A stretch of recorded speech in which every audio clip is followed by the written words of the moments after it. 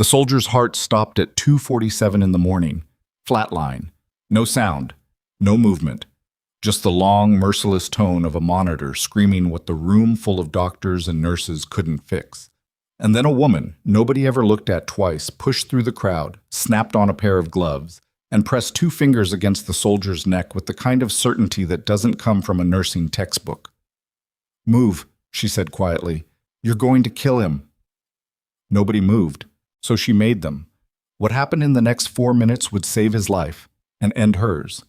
If this story already has you holding your breath, stay with me until the very end. Hit like, follow my channel so you don't miss a single part, and drop a comment telling me what city you're watching from. I want to see exactly how far this story travels. Now let's begin. The night shift at Hargrove Medical Center started the way it always did for Nora Callahan, with someone else's mess. She found it at the end of the east corridor on the 3rd floor, a trail of saline pooling under a badly rigged IV stand that a day shift tech had left without logging. She didn't say anything about it. She just grabbed a towel from the supply closet, mopped the floor, resecured the line, and filed the incident note herself because the charge nurse, Deborah Sloan, had made it perfectly clear 2 years ago that Nora was not to escalate minor issues without prior clearance. Minor issues. That was what Deborah called a slip hazard outside a cardiac patient's room at 11 at night. Nora had learned not to argue. Not with Deborah. Not with Dr. Marcus Weil, the ICU department chief who still called her the float nurse, even though she'd been permanently assigned to this unit for 4 years. Not with any of the residents who handed her the tasks they found beneath them, restocking, repositioning, running post-procedure labs to the 4th floor because the pneumatic tube system acted up whenever it was convenient. She was 39 years old. She had been a nurse at Hargrove for 5 years. In that time, she had never once been late, never once abandoned a patient mid-shift, and never once, not once, lost someone she was responsible for during a code. Nobody noticed. That was the arrangement, unspoken and absolute. She worked in Hargrove's surgical ICU in Denton, a mid-sized city in central Texas, where the summers pressed down like a flat iron, and the hospital's reputation rested almost entirely on the reputation of Dr. Marcus Weil, who had published 11 papers on cardiothoracic surgery and appeared regularly on the local news explaining procedures he had performed on prominent residents. He was good. He was also the kind of good that had curdled over time into the assumption that he was irreplaceable, and that everyone around him existed primarily to confirm it. Deborah Sloan was his echo. 46, short hair, a voice like a staple gun. She ran the ICU floor with the specific cruelty of someone who had been powerless once and never forgave the experience. Her targets rotated, but Nora had been the primary one for going on 3 years, ever since Nora had quietly flagged a medication dosage error during rounds that turned out to be Deborah's mistake. Deborah had never said it was about that. She didn't have to. "Callahan." Deborah appeared at the end of the hallway, clipboard in hand, reading glasses pushed up on her forehead. "Room 7 needs a full linen change." Patient pulled out his central line again. Nora looked up from the incident note she was still filing. "That's 2 this week. Did anyone look at his agitation levels? His last sedation log showed." "Room 7, Deborah said. "Not a discussion." She left before Nora could finish the sentence. Nora finished writing the note, filed it, and went to room 7. The patient there was a 53-year-old man named Gerald, who had come in post-bypass and was fighting the disorientation that sometimes followed the pump. He wasn't being difficult. He was scared and confused and kept trying to sit up, convinced he was somewhere else. Nora spent 20 minutes with him after the linen change, not because anyone asked her to, but because nobody else was going to. She talked to him quietly, adjusted the lighting, got him something cold to drink, and when his eyes finally stopped moving with that panicked scanning motion, she felt the shift in the room, the way you feel a window finally being opened. "There you go," she said. He looked at her. "You're still here." "I'm still here." She said it like it was nothing, like it wasn't the most meaningful thing she'd said all week. By midnight, she had handled 2 additional tasks that weren't technically her assignment, a post-op assessment that the covering resident had punted because he was managing another patient, and a family consult in the waiting room that nobody had shown up for yet. The family was a husband and 2 adult daughters waiting on news about a woman who'd had emergency abdominal surgery 6 hours earlier. They'd been sitting in the same vinyl chairs since 6 in the evening. No one had come out. The daughters had that look, not crying yet, Too exhausted and too afraid, right at the edge. Nora wasn't supposed to be the one. She knew that. She went anyway. She gave them what she could honestly give. Not false hope, not clinical distance, just clear information about the process and what the next few hours would realistically look like. She answered questions. She got them coffee from the break room because the waiting room machine was broken and had been for 6 days. When she finally came back through the ICU doors, Deborah was standing at the nurse's station watching her with that particular look, the one that meant an unpleasant conversation was coming at a convenient time. You were in the family waiting area. The Peralta family hadn't been updated in 6 hours. No one was available. That is not your assignment. Nora kept her voice flat. They were going to go looking for a nurse on their own if someone didn't check in. That would have pulled someone off the floor. Deborah's expression didn't change. You think you're helping. What you're actually doing is creating liability exposure by making representations to family members without physician clearance. She lowered her voice, which made it worse, not better. You've been here 5 years and you still don't understand how this works. That worries me, Nora. It really does. She walked away. Nora stood at the nurse's station and looked at the wall of monitors for a long moment. Steady rhythms, all 6 rooms showing green or yellow. Gerald's numbers had settled. The Peralta family was, she knew, sitting slightly less terrified in those chairs. She pulled up the next chart. There was a particular discipline to surviving a place that didn't want you. Nora had learned it the slow way, through repetition, and the core of it was this.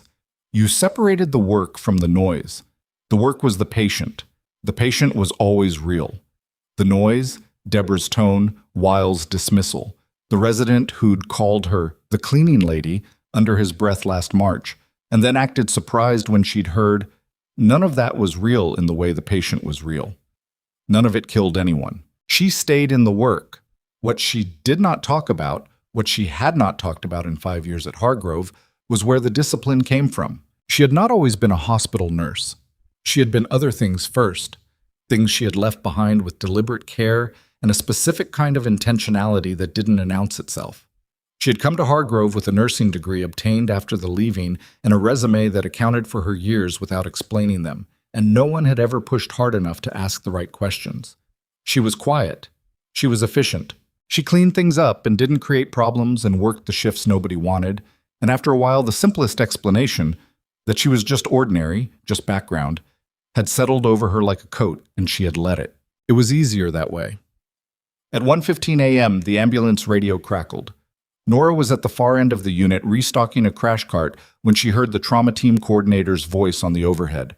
Multiple vehicle accident on Highway 71. 2 critical incoming, ETA 12 minutes. She finished the restock with the same pace she'd been using, not faster, not slower, and then moved to the trauma bay to help prep. The trauma bay at Hargrove was technically a separate area from the surgical ICU, 1 floor down. But on overnight shifts, the ICU nurses often pulled double because staffing was thin, and the ER trauma team's overnight attending, Dr. Reed Ogilvy, had a habit of requesting additional skilled hands when he knew something bad was coming. He'd requested Nora specifically twice before, which had annoyed Deborah considerably. Tonight, she had not been requested. She went anyway because she heard multiple critical and because the math on available overnight staff did not add up to enough hands. Deborah caught her in the elevator. Where are you going? Trauma bay, 2 criticals coming in, short staffed down there. You have a unit to cover. Gerald in rooms 4 and 6 are stable. 2 and 3 are post-op and sleeping. Room 5? Nora paused. Dr. Wiles should check room 5 before morning rounds. His latest blood pressure reads are trending in a direction I'd like someone to look at. I've logged it. She stepped into the elevator. Deborah said something behind her. The doors closed. The trauma bay was organized chaos by the time Nora got there. Ogilvy was already gloved and moving, talking fast to a second-year resident named Petra Vasquez, who had very good instincts and very little confidence yet. The first patient was coming in with a head laceration and broken arm. Serious, but stable. The second patient, per the medic's radio report, was critical. Male, late 20s. Significant blunt chest trauma, possible internal bleeding, blood pressure falling in the field. Nora took her position at the supply station without being assigned one and started laying out what she thought they'd need based on the description. Chest trauma, falling BP, unresponsive per field report. Chest tubes, Decompression needle, autotransfusion setup, a thoracotomy tray if it came to that. Petra noticed what she was pulling. Are we expecting a thoracotomy? I don't know, Nora said, but if we need one, we shouldn't be looking for the tray. The first patient came through. Nora stayed clear. That one was handled. Ogilvy had it. 2 nurses already on deck. She kept her attention on the doors. 40 seconds later, the second gurney came through, moving fast. She saw him before anyone said anything about his condition, and her body cataloged it in the way bodies catalog things when they have learned to read trauma at a glance. Young male, probably mid to late 20s, military posture even in unconsciousness, dog tags visible at the collar, skin color wrong. Not the gray of blood loss, but something slightly different. Something she recognized from a context that had nothing to do with this hospital. His neck veins were distended. His trachea, she noted when she stepped to the head of the gurney, was shifted. Barely. Maybe 2 millimeters. She noted the shift, and something in her chest went quiet in a way that meant the opposite of calm. It meant focus. What's the BP? Ogilvy was already calling for it. 72/40, the medic said. Was 90 in the field, falling fast. Heart rate? 128 and climbing. Ogilvy moved to the chest, stethoscope down. He listened. He was good. She had worked with him enough to know that, but he was also running 2 patients mentally, and he'd just come off a 4-hour surgery consult, and there were a lot of sounds in the room. Breath sounds reduced on the right, he said. Could be hemothorax. Let's get it, but it's not hemothorax, Nora said. The room did what rooms do when a voice speaks with a certain kind of certainty. It didn't exactly stop, but it recalibrated. Ogilvy looked at her. Tracheal deviation, she said, already moving to the patient's right side. Left. His neck veins are distended. BP falling with rising heart rate. Absent breath sounds right side. She kept her voice even. Not loud, not performing, just naming what she saw. It's tension pneumo. He'll code in minutes if we don't decompress. Ogilvy crossed to the patient's head, tilted his own look at the trachea. He was quiet for 2 seconds. She's right, he said. Tension. Get me a 14 gauge. There was a beat. The kind of beat that happens in rooms where someone unexpected just proved something. And then everyone moved. The decompression needle was ready because Nora had it in her hand before he finished asking. She had it positioned, she had the landmark, second intercostal space, mid-clavicular line, right side, and she looked at Ogilvy because it was his patient, his room, his call. He nodded. She went in. The rush of air was audible, and then the monitor, which had been climbing toward something no one wanted to see, began to correct. The room let out a collective breath that nobody acknowledged. Get the chest tube in, Ogilvy said, already shifting his attention to the follow-through. He was back in motion, directing Petra, calling for blood. The machine of the trauma team reorganized around the intervention and moved forward. Nora stepped back. She handed off the supplies to the nearest tech, stripped her gloves at the waste bin, and moved toward the doorway. There was still a unit upstairs. There was still room 5, and the blood pressure trend she'd mentioned to Deborah that Deborah would not have logged. Callahan, Ogilvy's voice, quick. She paused. He was still working, not looking at her, but he raised one hand. Not quite a wave, more of an acknowledgement. Good catch. He's not out of it yet, she said. No, but he's still in it. That was you. She left the trauma bay before anyone could photograph the moment. Upstairs, room 5's blood pressure had ticked up 3 more points in the direction she'd flagged. She documented it, recalculated the drip, and sent an alert to the covering resident. Then she went back to the medication cart. By 3 a.m., the soldier, she'd heard his name from the medics, Kyle Breyer, 27, Army Ranger, had been stabilized, transferred to the surgical ICU, and assigned to Dr. Weil's service. Weil had been called in from home. He arrived looking precisely as annoyed as a man who has been woken up at 3 in the morning and knows he is about to be thanked for someone else's work. He reviewed the chart at the nurse's station. He asked Petra Vasquez, who was documenting nearby, what had happened. Petra opened her mouth, and Nora, 3 feet away refiling a chart, watched the young resident decide something in the space of 2 seconds. We caught the tension pneumothorax early, Petra said carefully. Dr. Ogilvy directed the decompression. Weil nodded, scanned the notes, looked satisfied in the thin way of someone filing an experience away for later use. Good response time. That's what training looks like. He initialed the chart. Good work, Vasquez. Petra said nothing else. Nora filed the chart she was holding, moved to the next task, and said nothing either. At 4 a.m., with the unit quiet, she sat in the break room for 11 minutes, her first break of the shift, and drank bad coffee and looked at the wall. The soldier was alive because of a 2mm tracheal deviation she had caught in a loud room while running on 4 hours of sleep. He would wake up. He would probably not know how close it had been or why. That was fine. It wasn't the knowing that mattered. She finished the coffee. She went back to the floor. At 6 a.m., when the day shift arrived and the handoff reports began, Deborah appeared in the doorway of the break room where Nora was completing her documentation. Her expression had the specific tension of someone carrying information they hadn't decided what to do with yet. You left the floor last night, she said. I documented it. The unit was stable. I assisted with a trauma case. You left the floor without authorization. That's an incident report. Nora looked up from her notes. Write it. Something flickered across Deborah's face. It might have been surprise. Excuse me? Write the incident report. Nora's voice was level. Include the timestamp, the staffing numbers, the census, and what I was doing when I left. Include the outcome of the patient I went to assist, and then file it, and I'll write my own account. Deborah stared at her for a long moment. You're being insubordinate. I'm being accurate, Nora said. She turned back to her notes. The documentation will show that. Deborah left. Nora finished her notes. She logged out of the charting system, gathered her bag, and walked down the hallway toward the parking garage elevator. The morning nurses were arriving, and a few of them nodded at her, the brief acknowledgement of a passing shift. None of them knew what had happened overnight. None of them knew about the soldier or the tracheal shift or the 11-minute break. She stopped once, at the window at the end of the east corridor, and looked out at the parking lot in the early light. Denton in the morning was the color of pale straw. Everything flat, everything wide, the sky not quite decided yet. She thought about Kyle Breyer, 27 years old, who had survived a highway crash and a tension pneumothorax in the same night.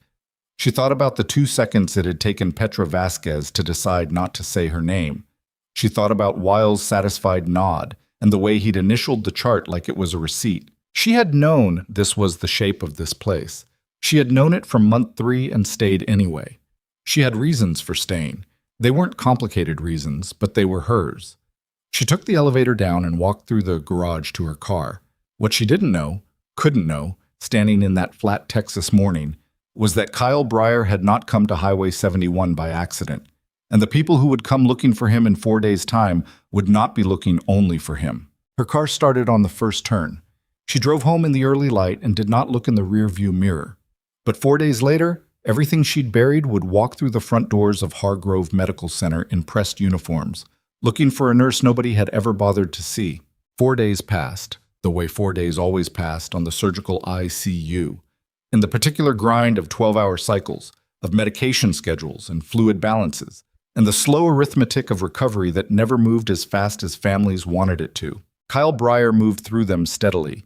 He'd been extubated on day 2, breathing on his own by day 3, sitting up and eating soft food by day 4. His color came back in stages, the gray giving way to something more alive, and by the morning of the 4th day he was alert enough to be annoyed by the chest tube drainage system, which meant he was well enough to be annoyed by things, which meant the worst was past. Nora was not his primary nurse. Will had assigned a day shift nurse named Sandra to the room, and Sandra was competent and pleasant and gave no indication that she knew or cared how Kyle Breyer had arrived at recovery rather than the morgue. That was fine. Nora picked up the overnight on his room twice during those 4 days and checked his vitals with the same attention she gave every patient. Thorough, quiet, noted in the chart without editorial comment. He'd spoken to her once, the second night, when she'd come in at 2 a.m. to adjust his monitoring leads and found him awake and staring at the ceiling with the flat eyes of someone who'd been replaying something. "You were there," he said. Not a question. She kept her attention on the monitor. "I was in the trauma bay when you came in. Yes." He was quiet for a moment. She could feel him trying to organize what he remembered against what was probably a fragmentary mess of images and voices and the particular unreality of waking up somewhere you didn't expect to wake up. "I remember a voice," he said, "before everything went sideways, saying something was wrong. You were in and out. That's normal with that kind of oxygen drop. Was it you?" She finished with the leads. "Try to sleep. Your pain management window opens in 40 minutes, and you'll want to be ahead of it." He looked at her for another second. "You didn't answer." "Sleep, Specialist Breyer." She left the room, and he didn't call after her. The incident report Deborah had threatened materialized on day 2, a single-page document citing unauthorized abandonment of assigned unit during the overnight of Kyle's admission. It had been filed with the nursing department's administrative coordinator, a man named Tom Farwell, who occupied a middle management position that existed mostly to process paperwork without making decisions. Nora received a copy by email and wrote her response the same afternoon. 4 paragraphs, precise, time-stamped, including census figures, the staffing gap in the trauma bay, the clinical nature of the intervention she'd performed, and the patient outcome. She attached Ogilvy's brief notation in the trauma log that read, "Nursing assist, critical intervention, tension pneumothorax decompression." She filed the response. She did not discuss it with anyone. On day 3, Dr. Weil held teaching rounds. He moved through the unit with 3 residents and 2 medical students in tow, the kind of procession that subtly reorganized itself so the attendee in charge occupied the center of every doorway. Nora was in the hall, charting when they stopped outside Kyle's room, and she heard Weil explaining the case to the group in the tone he used for interesting presentations. "Blunt chest trauma, rapid decompensation in the field," he said. "The trauma team made a fast call on tension pneumothorax. Good example of reading the full clinical picture rather than fixating on the most obvious injury." He paused for effect, the way he always did when he wanted the residents to write something down. "This is the kind of case that separates good clinicians from reactive ones." One of the students asked who had made the diagnosis. Will said, "The team," which was technically true and specifically designed to obscure everything. Petra Vasquez was standing at the back of the group. Nora caught her eye for exactly 1 second. Petra looked away first. Nora went back to her chart. She had a rule about things like that. A rule she'd built slowly, out of experience that predated this hospital and this unit and the particular shape of Marcus Weil's ego. The rule was, don't spend energy on the injustice of the small moment. The small moment would resolve itself or it wouldn't, and either way, the patient in bed 7 still needed his heparin adjusted and room 3's family hadn't been updated since yesterday afternoon. She focused on the patients. She documented carefully. She said nothing about the incident report, nothing about Weil's rounds presentation, nothing about the fact that she had twice now caught Deborah accessing the overtime roster and removing Nora's name from the preferred list for weekend shifts, an action that would cost Nora roughly $400 a month if it continued. She said nothing because she had been saying nothing for 5 years and had learned that the people who said things in this hospital without the right title behind their name were the people who found themselves on a PIP by the end of the quarter. But she was not, it turned out, saying nothing. She was writing things down. The notebook was not dramatic. It was a small, spiral-bound thing she kept in the inner pocket of her bag, and she had been adding to it for 3 years. Dates, times, descriptions. The medication error in March 2 years ago when Deborah had initialed a dosage that was twice the ordered amount, and the error had been corrected by a night pharmacist who hadn't known whose mistake it was. The falsified observation note from last October, when a patient's fall had been documented as no acute event despite a bruise on his left forearm that was photographed in Nora's phone and cross-referenced by date. The pattern of overtime manipulation. The way certain patients, the ones without family present, the ones who were difficult, the ones who were poor and uninsured, received subtly different response times that weren't recorded anywhere, but that Nora had been tracking in her own column of timestamps for 14 months. She was not planning anything with this notebook. She had told herself that many times. She was just a person who wrote things down, who noticed patterns, who had been trained, in a context she did not discuss, to believe that accurate records were the thing that stood between order and chaos when everything else collapsed. She kept the notebook. She said nothing. She went to work. On the morning of the 4th day, Kyle Breyer asked Sandra, his day nurse, if he could speak to the woman who worked nights. Sandra, who was not unkind, went to find out who he meant. The answer she got from the charge desk was that there were several night nurses on rotation. Kyle, according to Sandra, said, "The one who doesn't talk much." This narrowed it down to nobody on Sandra's mental list, because in her experience the night nurses talked plenty. Nora heard about this secondhand from a tech named Rafe, who found it funny. She didn't go to Kyle's room. It wasn't her shift. Whatever he wanted to say to her could wait, or it couldn't, and she wasn't going to manufacture a reason to be there. She drove to work that night with the radio off, which was how she usually drove, and parked in the same spot she always used on level 2 of the garage. She was 20 minutes early, which was also how she usually arrived. She sat in the car for 12 minutes, drinking the last of the coffee she'd made at home, and she looked at the side entrance of Hargrove Medical Center in the sodium vapor light of the garage lamp and let herself do the thing she almost never let herself do, which was count the cost. 5 years. The worst shifts, the floors mopped, the IVs re-rigged, the families consoled at midnight because no one else went. The diagnosis called in a loud room at 2 in the morning, handed off without her name attached. The incident report.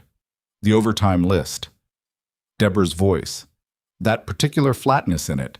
The tone designed to make a person feel like an inconvenience. She counted it. She looked at it straight. Then she finished the coffee, got out of the car, and went to work. Deborah was waiting for her at the unit entrance, which was not normal. Deborah worked days.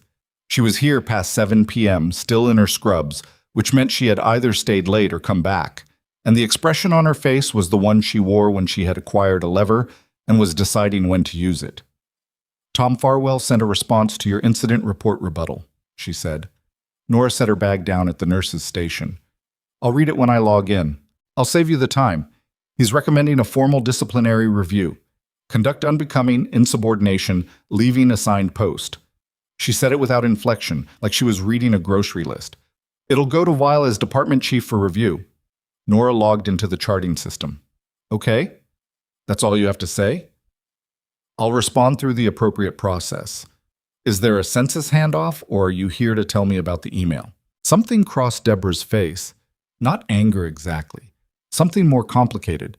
Like she'd been expecting a different reaction and wasn't sure what to do with this one. "You know, most people," she started. "Most people aren't me." Nora pulled up the patient list. "What's the census?" Deborah left 20 minutes later. Nora spent the first hour of the shift reading the handoff notes, checking vitals, and making 3 small corrections to medication schedules that had been left slightly off from the day shift. Nothing dangerous, just the kind of accumulated sloppiness that happened when a unit was understaffed and overextended, which this one perpetually was. At 9 p.m., she checked in on Kyle. His light was on, which meant he wasn't sleeping. She pushed open the door and found him sitting up in bed with his phone in one hand and a look on his face that was partly frustration and partly something older than frustration. "Hey," he said, "your chest tube comes out tomorrow morning if your drainage numbers hold. You need anything for pain?" "No." He set the phone face down on the blanket. "I want to know what happened." "You were in a crash on 71. Blunt chest trauma. I know about the crash. I mean what happened here. In the trauma bay. I've been talking to Petra." He said the name carefully, like it was a door he wasn't sure he was allowed to open. "She came by this afternoon." Nora stood still. "What did she tell you?" "She said there was some debate in the room about the diagnosis, that someone called it fast." He watched her. She wouldn't say who. Nora moved to the vital signs monitor. Checked the readout. Numbers were good. "Your rate's solid. You're going to be fine." "I'm a ranger," he said, quiet. "I've been in situations where someone called something fast, and I'm standing here because of it. I know what that means." He paused. "I want to know who to thank." "You can thank the trauma team. Dr. Ogilvy ran the bay." Ogilvy wrote in his note that nursing assistance was critical. His voice was measured, careful. He wasn't specific, but Petra was pretty specific in what she wasn't saying. The monitor was fine. She had no clinical reason to stay. She turned toward the door. "I'm going to find out," he said. Not a threat, just a statement of fact, with the particular calm of someone who was accustomed to achieving objectives. She paused at the door. "Get some sleep. Your drainage numbers need to be under 150 by 6 a.m. or the tube stays in another day, and I don't think you want that."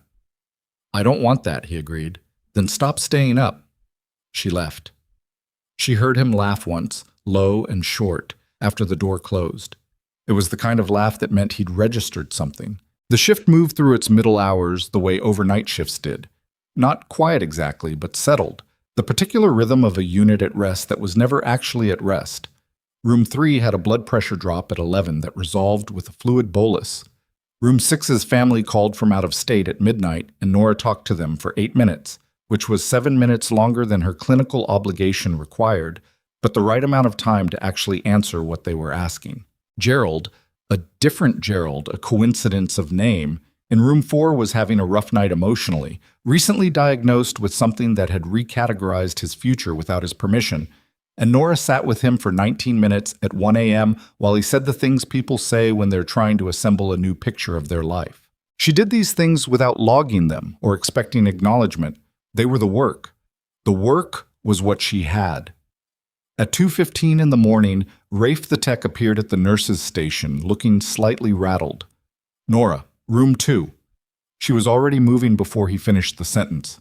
Room 2 was a post-op vascular case. A 61-year-old woman named Harriet who had come through a femoral bypass clean 2 days prior. She was supposed to be straightforward. She was supposed to be on track for discharge by the weekend. What Nora walked into was Harriet sitting up with her knees drawn up and a look of compressed, controlled pain that told Nora she'd been in discomfort for longer than she'd admitted. Her graft leg was slightly mottled below the knee. The warmth differential between her legs was noticeable even before Nora touched them. When did this start? Nora was already pressing the call button for the covering resident. "It was a little achy when I went to sleep." Harriet's voice was tight.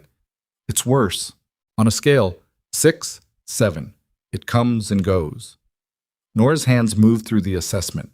Pulse check below the graft. Reduced on the affected side.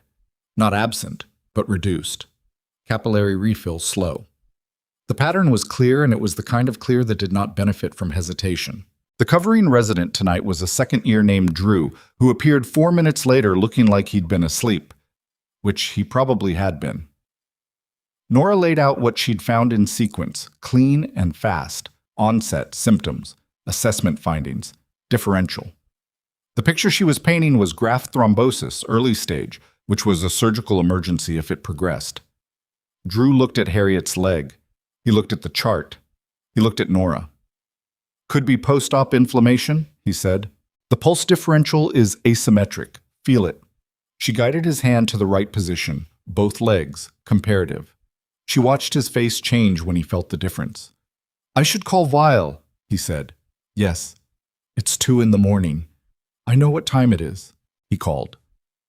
Weil, for all his flaws, was a vascular surgeon first, and when Drew described the findings, prompted twice by Nora through hand gestures that communicated "say exactly what I told you to say," Weil said to get vascular on the phone immediately and to have the patient prepped for possible surgical intervention. The next 90 minutes were controlled chaos.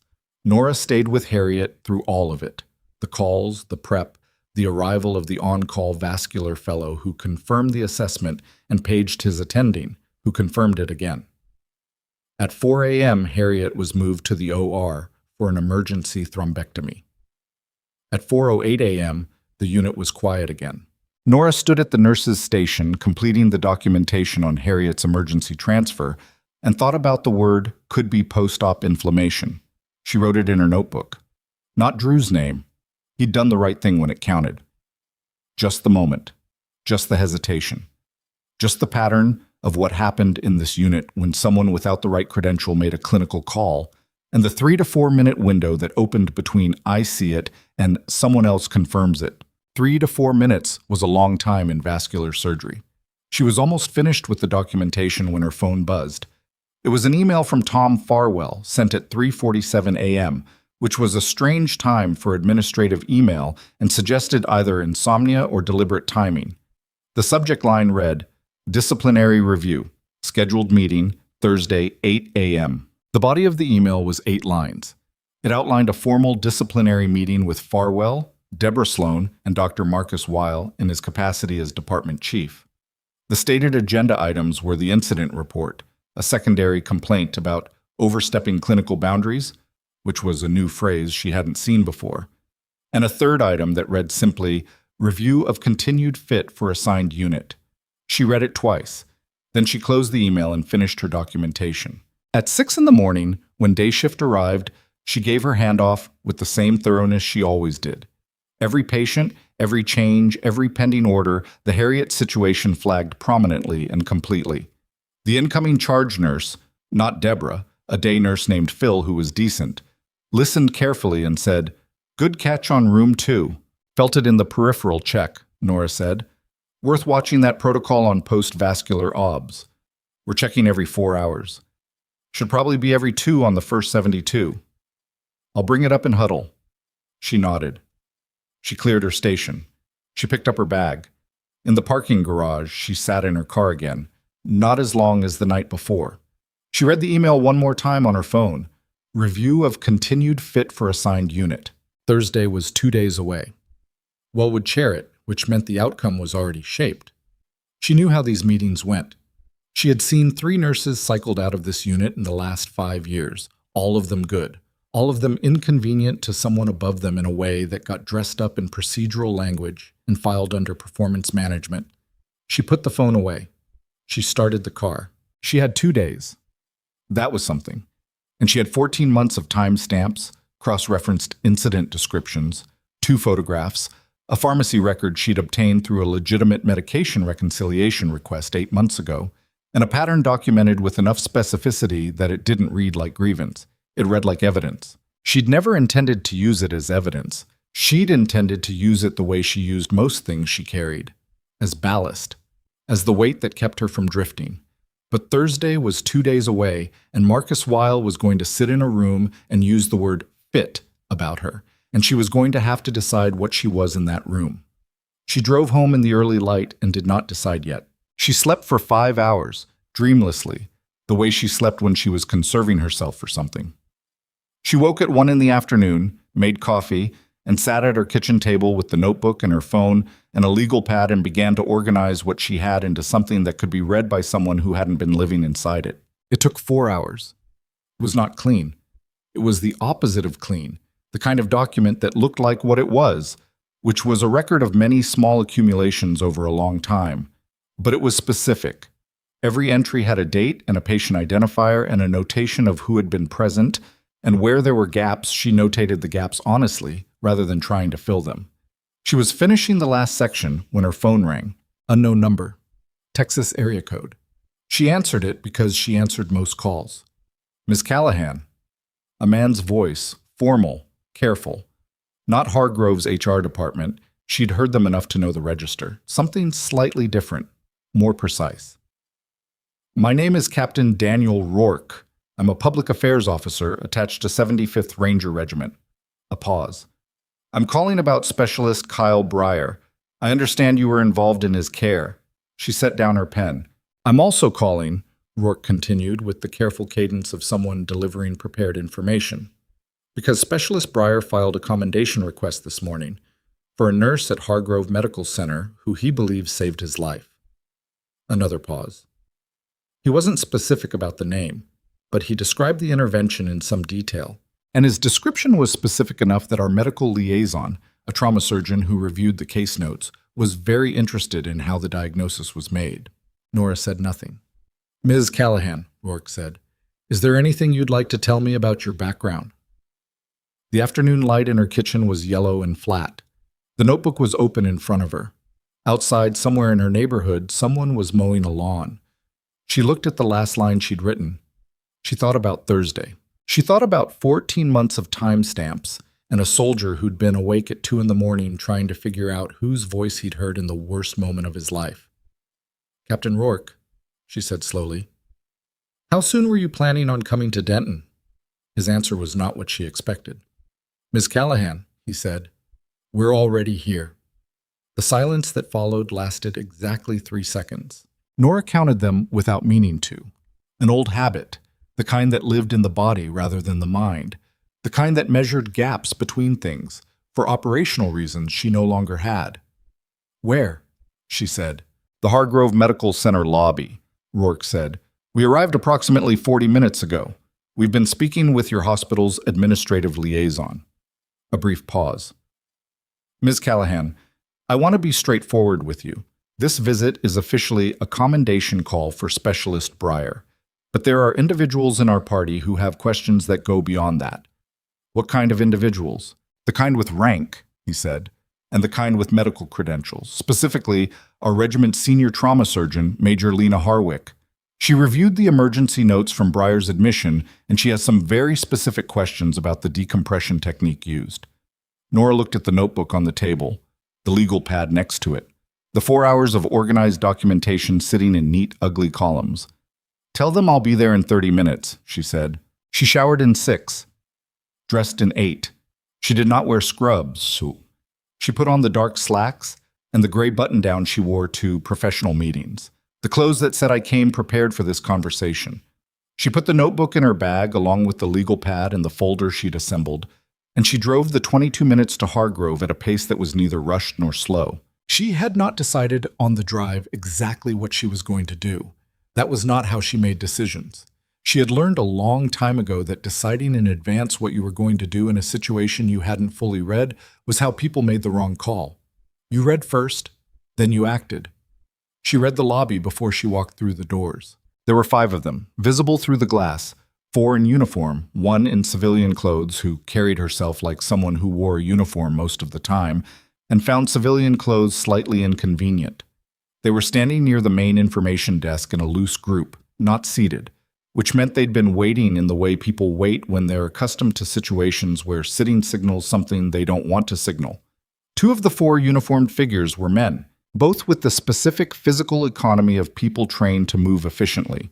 One of the 2 women in uniform had oak leaves on her collar, which put her at Major Harwick, probably.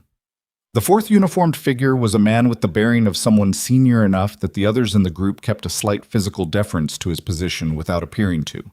The 5th person, Rourke, she assumed, the public affairs officer, was watching the doors. He saw her before she was through them. She was also aware as she came through the lobby entrance of the administrative desk to the left, where a woman named Grace, who usually worked the information console, was instead talking on the phone with her eyes tracking the military group with barely concealed anxiety. And she was aware, in the way she was aware of most things in this building, of the security camera above the main desk and the fact that the door to the administrative suite, which was normally closed at this hour, was open by about 8 inches with a shadow behind it that suggested someone standing just inside, watching. She walked to Rourke first because he was already moving toward her. "Miss Callahan." He was mid-40s, lean, the kind of compose that had been practiced enough to become genuine. He extended his hand. "Thank you for coming in." "This is my workplace," she said. "It wasn't far." Something shifted in his expression, not quite a smile, more like a recalibration. "I'd like to introduce you to the team. This is Major Lena Harwick, regimental surgeon." Harwick was already extending her hand. She was 41 or 42, dark eyes behind wire-rimmed glasses that she probably didn't need for distance, the kind of person who wore glasses because they were useful and didn't care what they signaled. Her grip was firm and brief. "I've been looking forward to this," she said, and it came out with a directness that wasn't social at all. She meant it in a clinical sense, the way a surgeon means something when she says she's been waiting to see an interesting case. "And this," Rourke said, with a slight shift in his register that told Nora the next introduction was the important one, "is Colonel James Faraday. He commands the regiment's Special Operations Medical Battalion." Faraday was the senior figure she'd read from outside. Early 50s.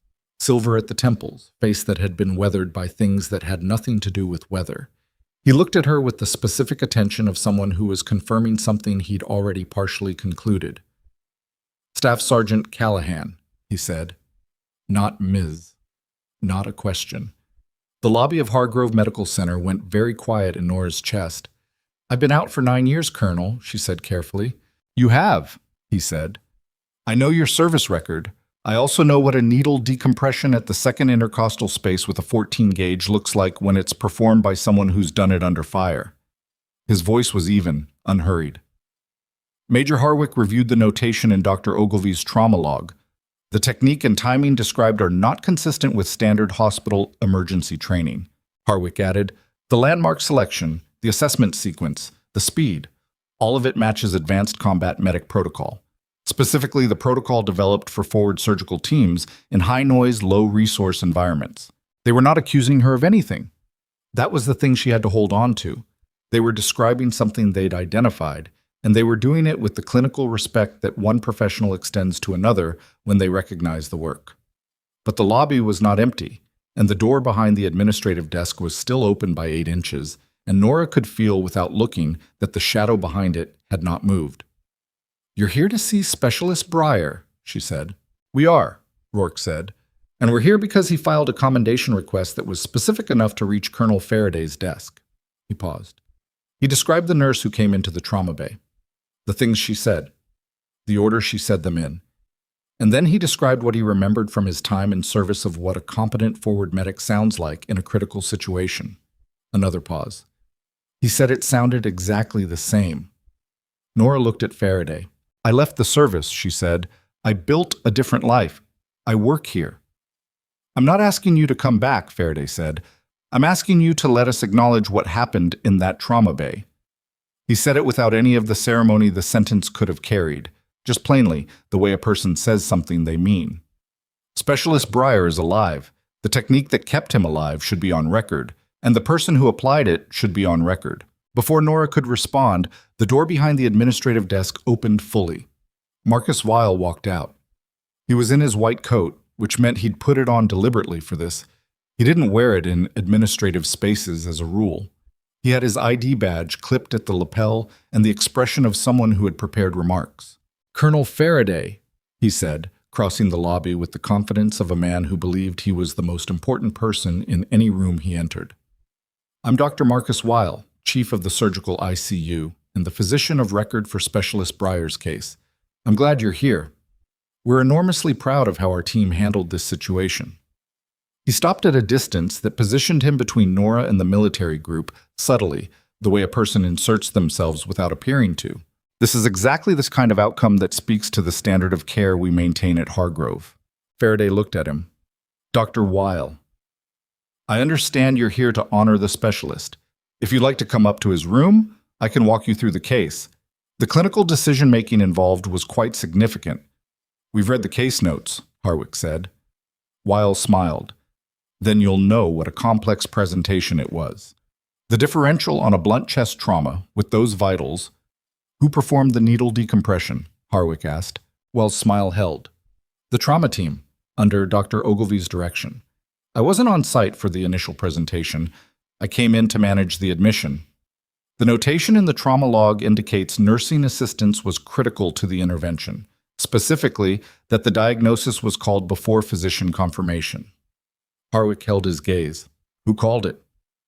The lobby had the texture of a room where everyone had decided to breathe shallowly. Well said, trauma situations involve a lot of voices. It can be difficult to attribute. "Dr. Ogilvy wrote it in his own log," Rourke said. "He's specific that a nurse identified the tracheal deviation and called tension pneumothorax before the attending confirmed. He names the intervention as hers." He looked at Weil steadily. "Is there a reason the nursing staff's contribution isn't reflected in the summary report that went to our medical liaison?" Weil's expression did something complicated. "Summary reports focus on physician-directed care as a matter of—" "Whose name is in the trauma log?" Faraday said. The question was not loud. It didn't need to be. It had the quality of a question asked by someone who already knows the answer and is giving the room an opportunity to arrive there honestly. Well looked at the military group. He looked at Nora, the first time he'd looked at her since entering the lobby. And the look was the kind that recalculates, rapidly, the position of a variable that had previously been filed under irrelevant. "I believe the notation references Nurse Callahan," he said. "She assisted—" "She's standing right there," Faraday said. He looked at Nora, and his expression was the kind that had earned things rather than been given them. "I'd like to go upstairs and see Specialist Breyer. I'd like Nurse Callahan to accompany us." She's not his primary nurse. The appropriate person to accompany you would be—" "Colonel Faraday," Nora said. Faraday looked at her. "I'll take you up," she said. Weil said, "Nora, I'm on shift in 2 hours. I can take the colonel and his team to see their soldier." She looked at Weil with the flat precision she usually reserved for incident reports. "Unless there's a clinical reason I shouldn't." He had no clinical reason. They all knew he had no clinical reason. He said nothing. She took them to the elevator. The ICU was not prepared for a military delegation and showed it.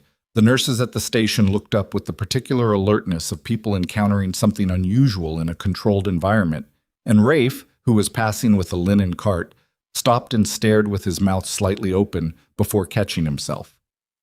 Nora moved through it the way she always moved through the unit, without variation, and brought them to Kyle Breyer's room. He was sitting up. He looked better than he had 4 days ago in ways that were fundamental rather than superficial. The color in his face real now, the eyes alert and focused rather than the half-present tracking she'd seen in his worst hours. When Faraday walked through the door, something happened in Kyle's posture that was not exactly coming to attention. He couldn't, physically, not with the chest tube site still bandaged, but was the next closest thing. "Colonel," he said. "At ease, specialist." Faraday crossed to the bed. He looked at Kyle the way people look at someone they've been briefed about and are now assessing against the briefing. "How are you feeling?" "Better than I should be, sir." Kyle's eyes moved to Nora, standing at the doorway. Something passed across his face that was complicated in the way things are complicated when you've been trying to solve a problem for 4 days and the solution just walked in. "She came. She brought us up," Faraday said. "You filed a commendation request." "Yes, sir." "Tell me what you remember." Kyle described it in the clipped, sequential way of someone trained to debrief accurately under conditions where accuracy matters. He remembered the bay, the noise, the feeling of his pressure dropping in a way that he recognized from a different context.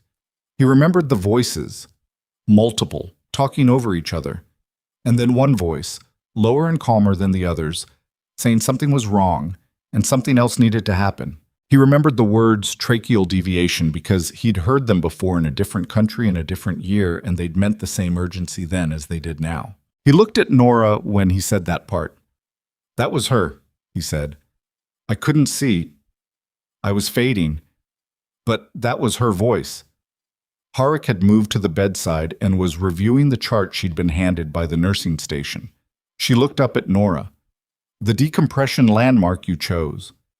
Standard for tension pneumo in a noisy environment where auscultation is unreliable," Nora said. "Second ICS, mid-clavicular, right side. It's not unusual.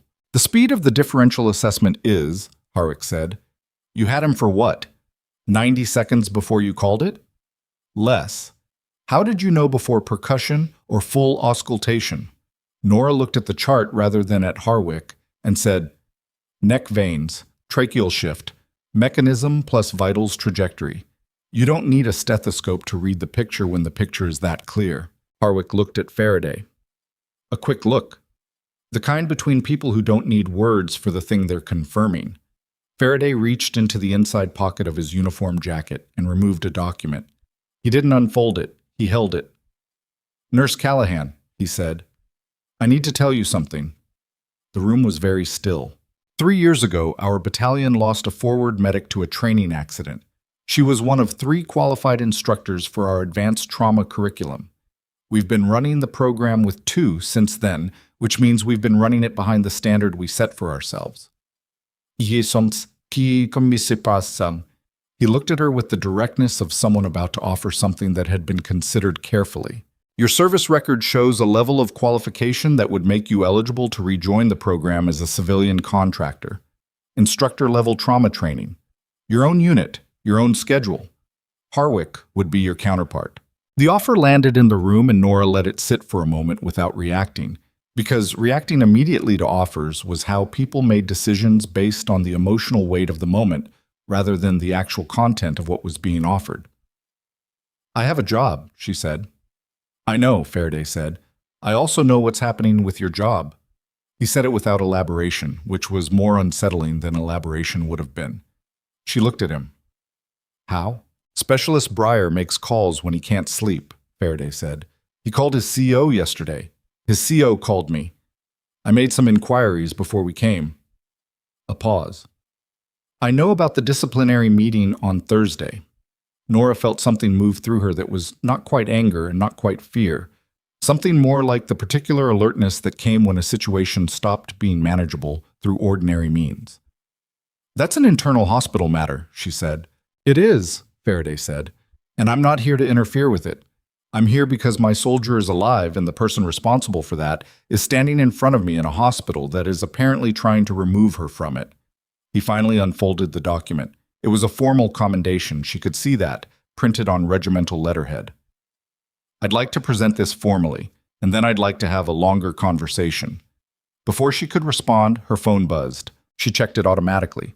Hospital reflex, the same way she checked monitors.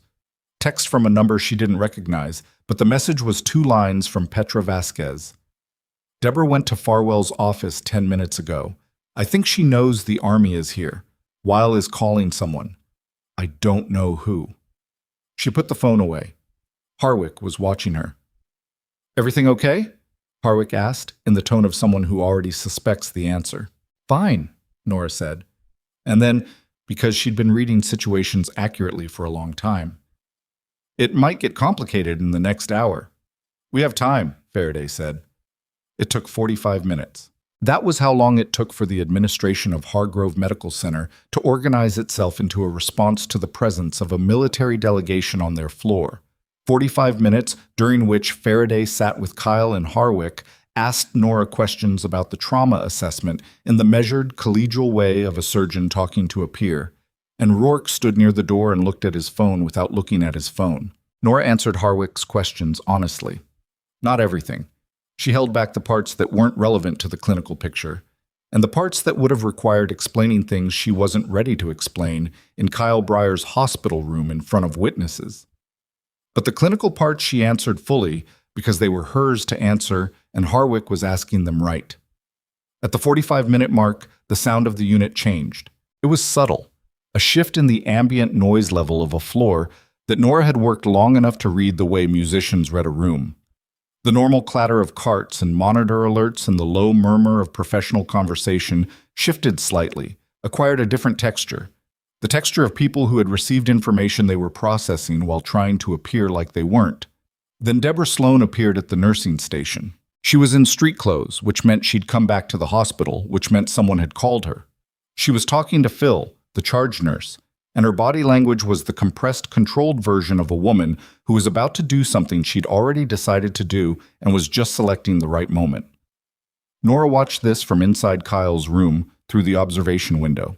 Then Tom Farwell appeared, walking fast from the direction of the administrative suite, faster than she'd ever seen him move, with his ID badge swinging and a tablet clutched to his chest, and the expression of a man who had spent 45 minutes being told what to do and had now been sent to do it. Then Marcus Weil, who had apparently gone somewhere and come back, and who was now in the corridor outside the ICU, with his white coat and his phone and 3 people Nora did not recognize. 2 men in suits and a woman in a blazer with a Hargrove administrative lanyard. Legal, she thought.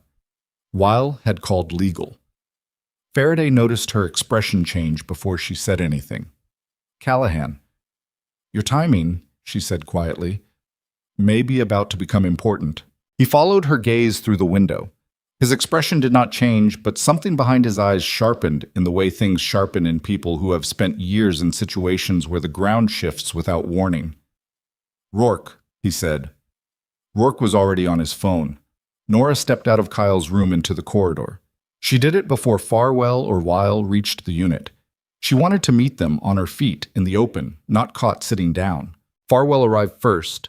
He stopped when he saw her and the relief on his face that she was alone, that the military delegation was still inside the room, was visible for exactly 1 second before he arranged his expression into something more administrative. Nora, he said, I need to speak with you. I'm available, she said. Privately.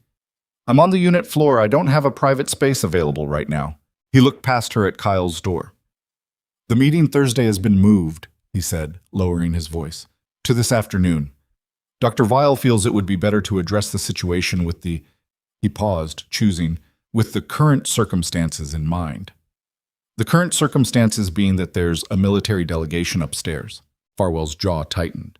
There are some concerns about the nature of the interaction between you and the military personnel, about disclosures that may have been made. I took a colonel and his medical officer to see their hospitalized soldier, Nora said. That's what happened. You represented yourself in ways that may have created impressions about Tom. She said his name with the flatness she usually saved for documentation. What impressions specifically? He didn't answer immediately, which meant the answer existed but hadn't been shaped into language that could survive scrutiny. She watched him work on it and felt, with a clarity that was almost physical, the exact shape of what was happening. They were trying to move faster than the military delegation. They were trying to get her into a room and make something formal happen before whatever Faraday intended to do next could be done. "The meeting is at 3 p.m. today," Farwell said. "Room 214. It's been cleared with HR and Dr. Weil, and if I don't come," she said. The question hung there. Farwell looked like she'd said it in a language he hadn't expected her to speak. "Nora, that would be... I'm asking a procedural question. What happens if I decline to attend a meeting that was not originally scheduled for today and for which I've been given less than..." She checked her phone. 3 hours' notice. It would be treated as a refusal to participate in a disciplinary process, which under hospital policy could result in immediate suspension, Weil said. She hadn't heard him approach. He had come into the unit while she was focused on Farwell, and he was standing 7 feet away with the 2 suited men and the woman in the blazer, and his voice had the specific authority of a man who had decided that the moment for maneuvering was over. The unit went silent in a concentrated way. Phil at the charge desk stopped typing. Rafe stopped moving his cart. 3 nurses at different points in the corridor oriented toward the confrontation with the practiced stillness of people who know they are witnessing something that will be discussed later. "Immediate suspension pending investigation," Weil said, "for insubordination, unauthorized clinical representation to military personnel, and breach of patient privacy." Nora looked at him. She had been waiting, she realized, for this version of the moment. The version where the maneuvering was done and the mask was off, and it was just the plain, ugly transaction of someone with institutional power trying to use it on someone without. She had been waiting for it long enough that when it arrived, it didn't produce fear. It produced a kind of crystalline calm that she recognized from contexts where crystalline calm had been the difference between good outcomes and bad ones. There was no breach of patient privacy, she said. The military personnel were authorized visitors for their own soldier. The clinical discussion I had with Major Harwick was, "You discussed the decompression technique in front of unauthorized personnel. Major Harwick is a licensed physician and the regiment's senior trauma surgeon. She had a direct clinical interest in the case and the appropriate credentials to discuss it." Nora's voice was perfectly level. "If you'd like to make a formal allegation of privacy breach, I'd encourage you to have your legal team confirm first that what I described constitutes a violation under HIPAA, because I don't believe it does, and I'm happy to walk through the analysis if that's useful." The woman in the blazer, legal counsel, close enough, put her hand briefly on Weil's arm. A small gesture. The gesture of someone who'd just been told quietly to slow down. Weil said, "The meeting is at 3. The door to Kyle Breyer's room opened. Faraday walked out. He walked out the way he probably walked into most rooms. Without announcement, without adjusting his pace for the temperature of what he was entering, with the particular ease of someone who has learned that rooms adjust to them rather than the reverse. Harwick was behind him. Rourke behind her. Faraday looked at the configuration in the corridor. Weil, the legal team, Farwell, Nora in the middle, and read it in the same way Nora had read the lobby from outside an hour ago. She could see him doing it. He did not address Weil first. He addressed the woman in the blazer. "Are you hospital legal counsel?" he said. She straightened slightly. "Associate General Counsel? Yes. Patricia Gould. Ms. Gould. My name is Colonel James Faraday. I command the 3rd Special Operations Medical Battalion, 75th Ranger Regiment. I'm here in an official capacity regarding a hospitalized soldier from my regiment and a commendation matter." He held her gaze with the precision of someone who understood exactly what weight his words carried in a room. "I want to be transparent that my office has requested a formal inquiry into the clinical records surrounding Specialist Breyer's admission. Specifically, into the discrepancy between Dr. Ogilvy's trauma log notation and the summary report provided to our medical liaison." He paused. "We've also requested those records be preserved." Gould's face did something careful and controlled. Colonel, we're happy to cooperate with any...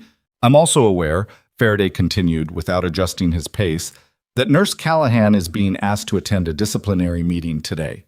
I want it on record that her interaction with my personnel was invited, appropriate, and has been cited in a formal commendation filed with my regimental command this morning.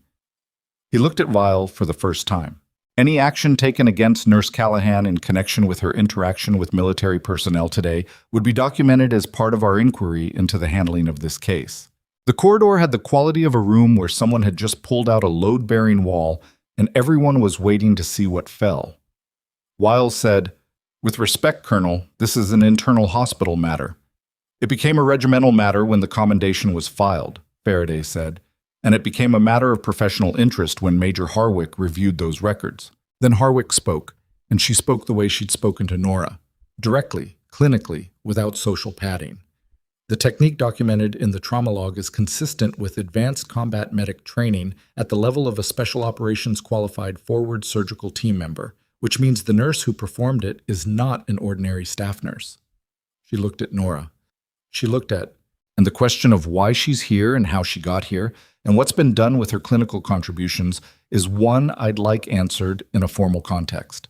The silence that followed was the silence of people doing math they didn't like the answer to. Nora stood in the middle of it. She had not planned this.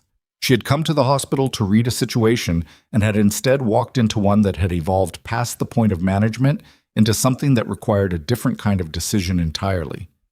She looked at Faraday, who was watching her with the measured attention of someone who understood that the next thing she said or didn't say was going to set the direction. She looked at Weil, whose expression had crossed from authority into something closer to controlled alarm.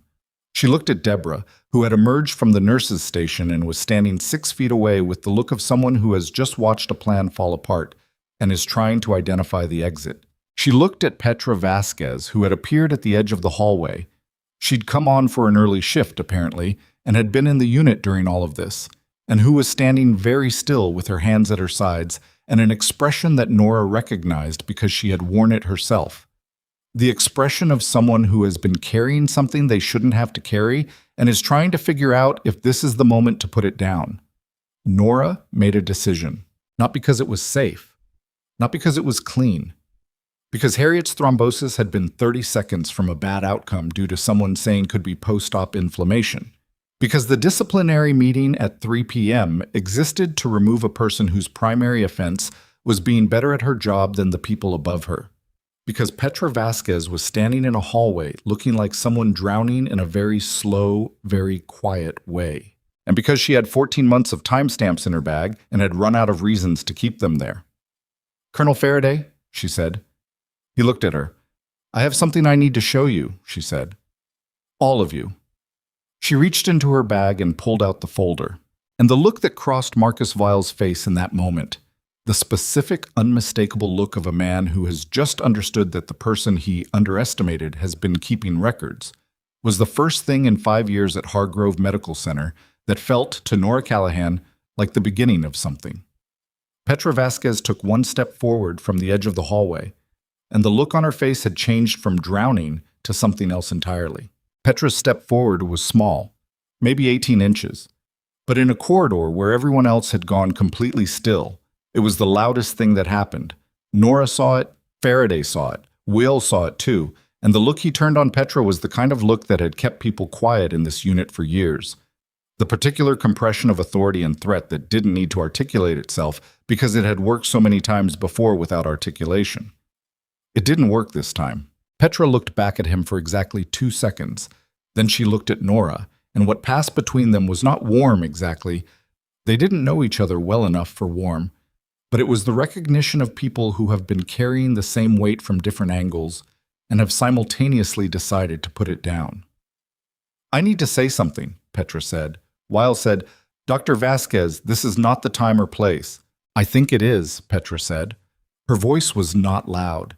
It had the quality of someone who has rehearsed something many times in private and is now discovering that saying it out loud is both harder and easier than the rehearsal. "I've been trying to figure out when the time and place was for 6 days. I don't think I'm going to find a better one." Gould, the legal counsel, raised her hand slightly. Before anyone says anything further, I want to strongly recommend that we move this conversation to a conference room and have HR present. The trauma log already says what it says, Petra said. Dr. Ogilvy wrote it. I didn't change it, and I didn't add to it, and I'm not going to say anything that contradicts it. She looked at Faraday now with the steadiness of someone directing themselves toward the right audience.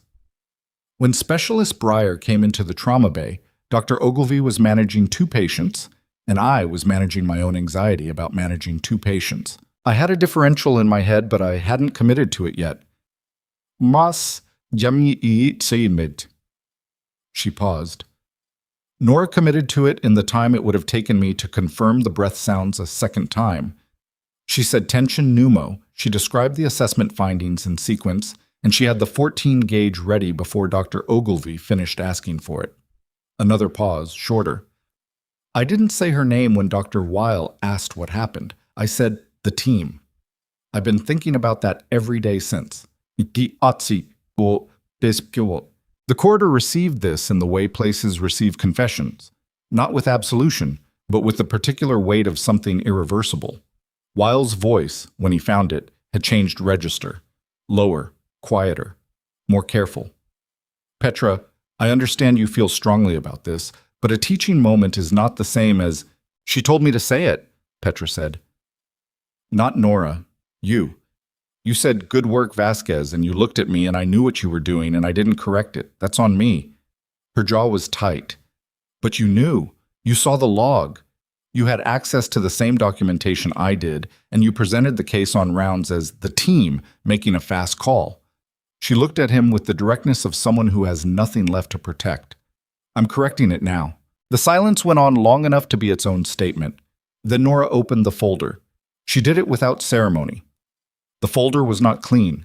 The papers inside were printed and handwritten and annotated and cross-referenced with small sticky tabs that she'd added not for presentation, but for her own navigation. It looked like what it was, which was a document assembled by a person working alone over a long period of time under conditions that did not support formal record-keeping. She handed the first section to Faraday and the second to Gould. Gould took it reflexively, the trained response of a lawyer who receives documents, and then her eyes moved across the first page and something shifted in her professional composure. A small shift, the kind you'd miss if you weren't watching, but Nora was watching. What is this? Farwell said. 14 months of documented incidents, Nora said. Each entry has a date, a patient identifier, the names of personnel present, and a description of the event. The last column in each entry is a notation of how the incident was recorded in the official system, or not recorded. Farwell looked at the pages she'd handed to Gould over Gould's shoulder. These are... You've been keeping records about staff members, about clinical decisions? That's a significant... The first section covers medication errors, Noratparan said. 3 events, all involving incorrect dosage initialing by the charge nurse. 2 were caught by pharmacy before administration. 1 wasn't. That patient's chart shows a notation of patient response to adjusted medication rather than an error acknowledgement. The patient's name is in the record. The date is there. The pharmacy log for that date is cross-referenced. She looked at Deborah, who had not moved from her position at the edge of the nurse's station. I have a photograph of the original medication order with the initials and a photograph of the chart entry from that same day showing the adjusted notation. Deborah said nothing. The color in her face had changed in a way that was visible from across the unit. The second section covers patient observation protocols, Nora continued. Specifically, the post-surgical vascular patients and the 4-hour versus 2-hour OBS cycle. I've documented 11 instances over 14 months where the reduced cycle was applied to patients who were later determined to have developed complications during the extended window. She paused. Harriet Moss, who is currently in the OR for an emergency thrombectomy, is the 12th. Gould's hand on the papers had gone very still. The third section is administrative, Nora said. It documents the overtime roster modifications I identified over the last 6 months. The pattern shows a consistent removal of my name from preferred shift lists following each incident in which I formally documented a concern. The timeline is specific enough that it's not coincidental. Farwell's face had gone through several colors.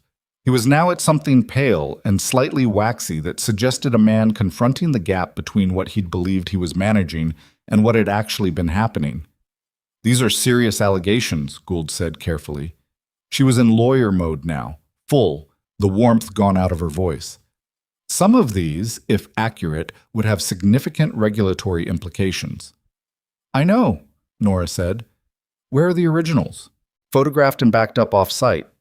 Nora said it without aggression, just as information. "I can provide chain of custody documentation if that's needed."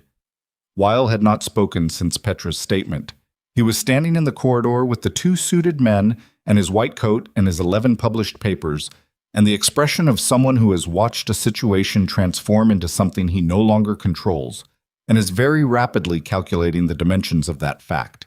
When he finally spoke, his voice had the particular quality of a person who has pivoted from offense to a version of damage management so quickly that the pivot itself was visible.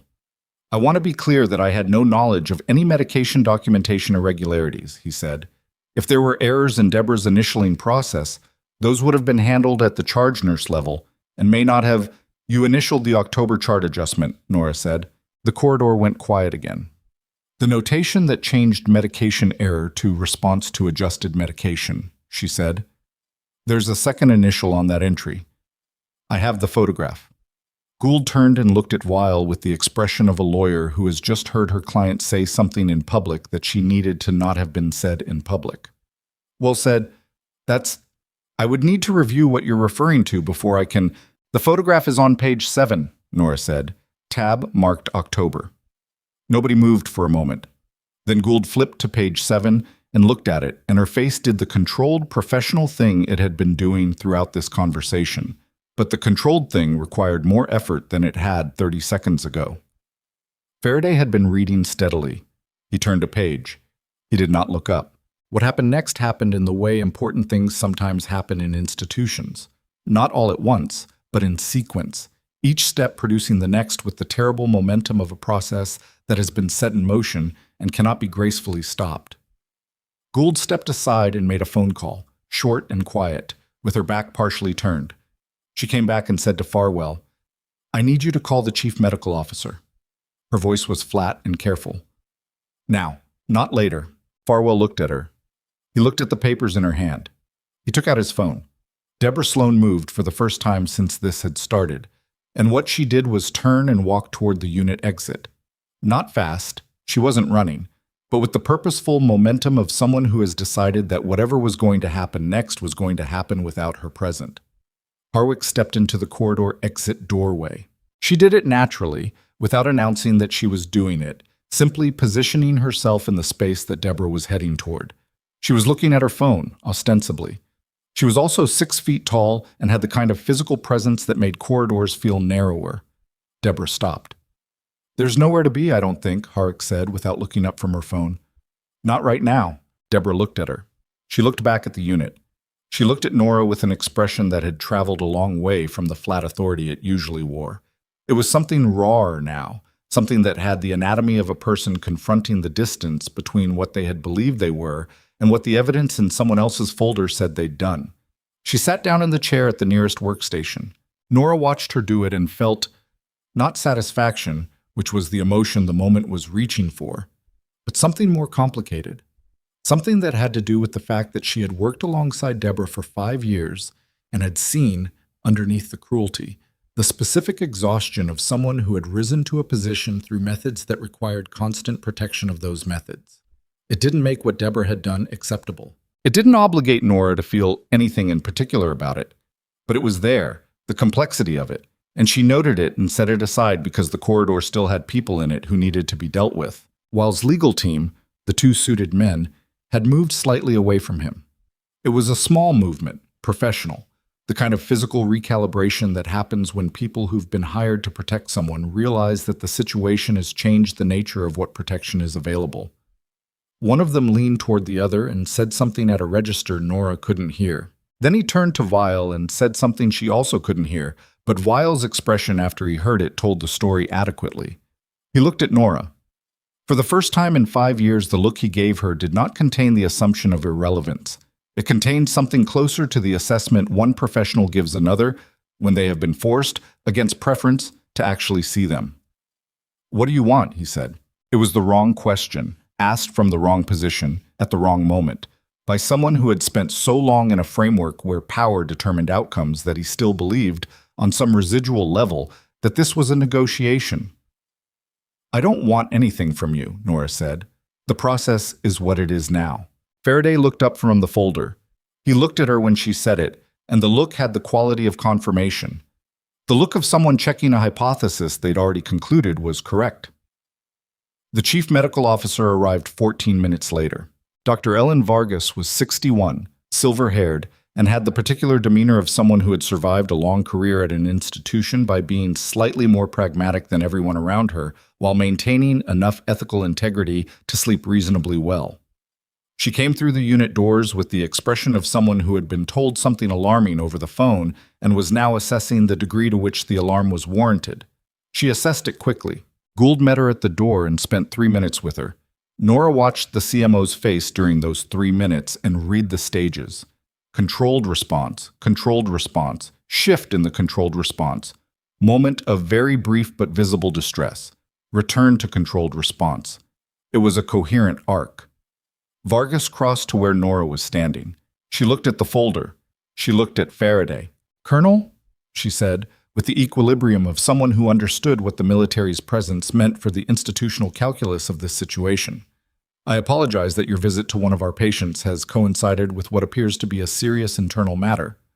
"Don't apologize," Faraday said pleasantly. "The timing was ours."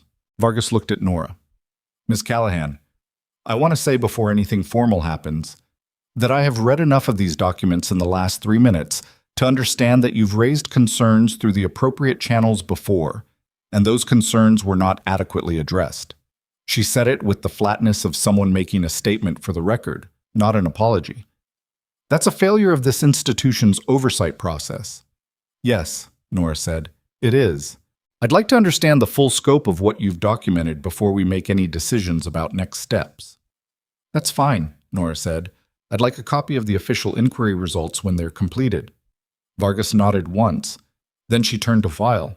Whatever she said to him, she said quietly and briefly, and moved away before he could respond at length. What Nora saw of Weil's face during and after that conversation was not something she had expected to see in her 5 years at this hospital. It was the face of a man who had just been told the dimensions of what was coming and had not, until that moment, believed they could be that large. He said something to his legal team. One of them shook his head. The afternoon moved through the next 2 hours with the grinding quality of institutional consequence. Not fast, not clean, the opposite of cinematic in its texture. Vargas assembled a preliminary review team from compliance, HR, and a department physician who had no prior involvement with the ICU cases in question. Gould coordinated with them.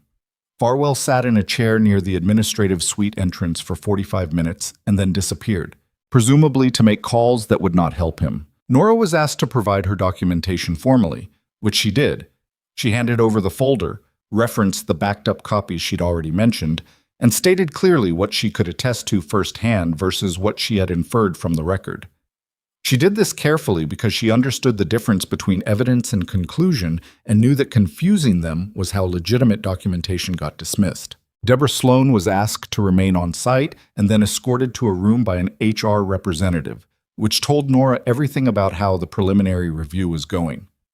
Harick found her at the nurses' station at one point when the institutional machinery had temporarily moved to a different part of the building.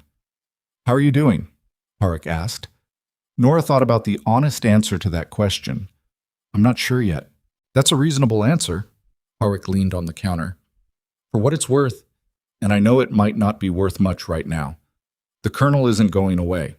Whatever happens here today, the regimental inquiry into Breyer's case documentation is a formal process. It's going to require responses from this hospital." "I know.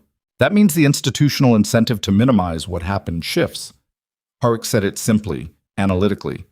"It's harder to bury something when the military has already flagged it as a formal inquiry." "I wasn't trying to bury it," Nora said. "I was trying to survive in a place long enough to do some good in it." Harick looked at her for a moment with an expression that was not pity. It was something more collegial than that. The look of someone who has worked in environments where those two goals are in constant friction. The Colonel's offer stands, she said. Formally, it's not going anywhere. Nora nodded. She didn't say anything about whether she was going to take it. She wasn't there yet. At 4:15, Petra Vasquez found Nora in the break room where Nora had retreated to complete some documentation and eat a granola bar that tasted like cardboard and obligation. Petra stood in the doorway for a second and then came in and sat down at the table, which was notable because Petra was a person who did everything in corridors. She was always moving, always in transit between places, and sitting down in a room with someone was not her natural mode. I should have said it sooner, Petra said. Yes, Nora said. Petra looked at her. She'd been expecting something more. That's it? What do you want me to say? You should have. You know you should have. I know you know. Nora broke off another piece of the granola bar. You said it when you could have not said it. That matters. It took me 6 days and a colonel showing up. Most people don't get there even with a colonel. Nora looked at her. You were a second-year resident in a unit run by a man who had the power to end your career. The fact that you sat with that for 6 days instead of burying it permanently tells me something about you. Petra was quiet for a moment. Then, what does it tell you? That you're probably going to be a decent physician, Nora said. Eventually, if you don't let places like this grind it out of you. It wasn't warm. But Petra almost smiled, the fragile, complicated smile of someone who has been harder on herself than anyone else has been and is trying to figure out how to recalibrate. For the record, she said, I knew what you were doing in that trauma bay before you said a word. I'd seen that assessment speed before. Nora looked at her. My grandfather was a combat medic, Petra said. Vietnam. I know what that looks like. She paused. I didn't understand how you'd be here and be what you are, but I knew. Nora finished the granola bar. She crumpled the wrapper and set it on the table and looked at it for a second. People end up a lot of different places, she said, for a lot of different reasons. Petra nodded. She didn't push it. That was one more thing in her favor. At 5:30 p.m., the preliminary review produced its first formal action. Nora was in the corridor outside the administrative suite when Gould came out and spoke to Vargas, and Vargas's expression went through the careful sequence again, and then Vargas walked down to where Vile was still positioned. He had not left the unit, which Nora had noted and which she thought was either bravery or miscalculation, and said something to him that lasted approximately 45 seconds. Vile's response lasted longer. Vargas listened to it and then said something else, shorter, and Vile stopped talking. He left the unit 10 minutes later. He didn't look at Nora when he left. She didn't go out of her way to be in his line of sight.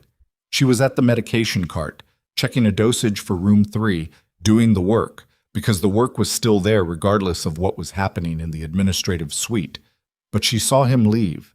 She noted the time. Deborah came out of the HR room 40 minutes after Weil left. She was escorted by the HR representative and a woman Nora didn't recognize who turned out to be from compliance. They walked her through the unit to collect her personal items from the charge desk. She moved through the space she had controlled for 8 years with the specific devastation of someone who has not yet processed the full scale of what has happened but can feel its shape. She passed Nora's station. She stopped. Nora looked at her.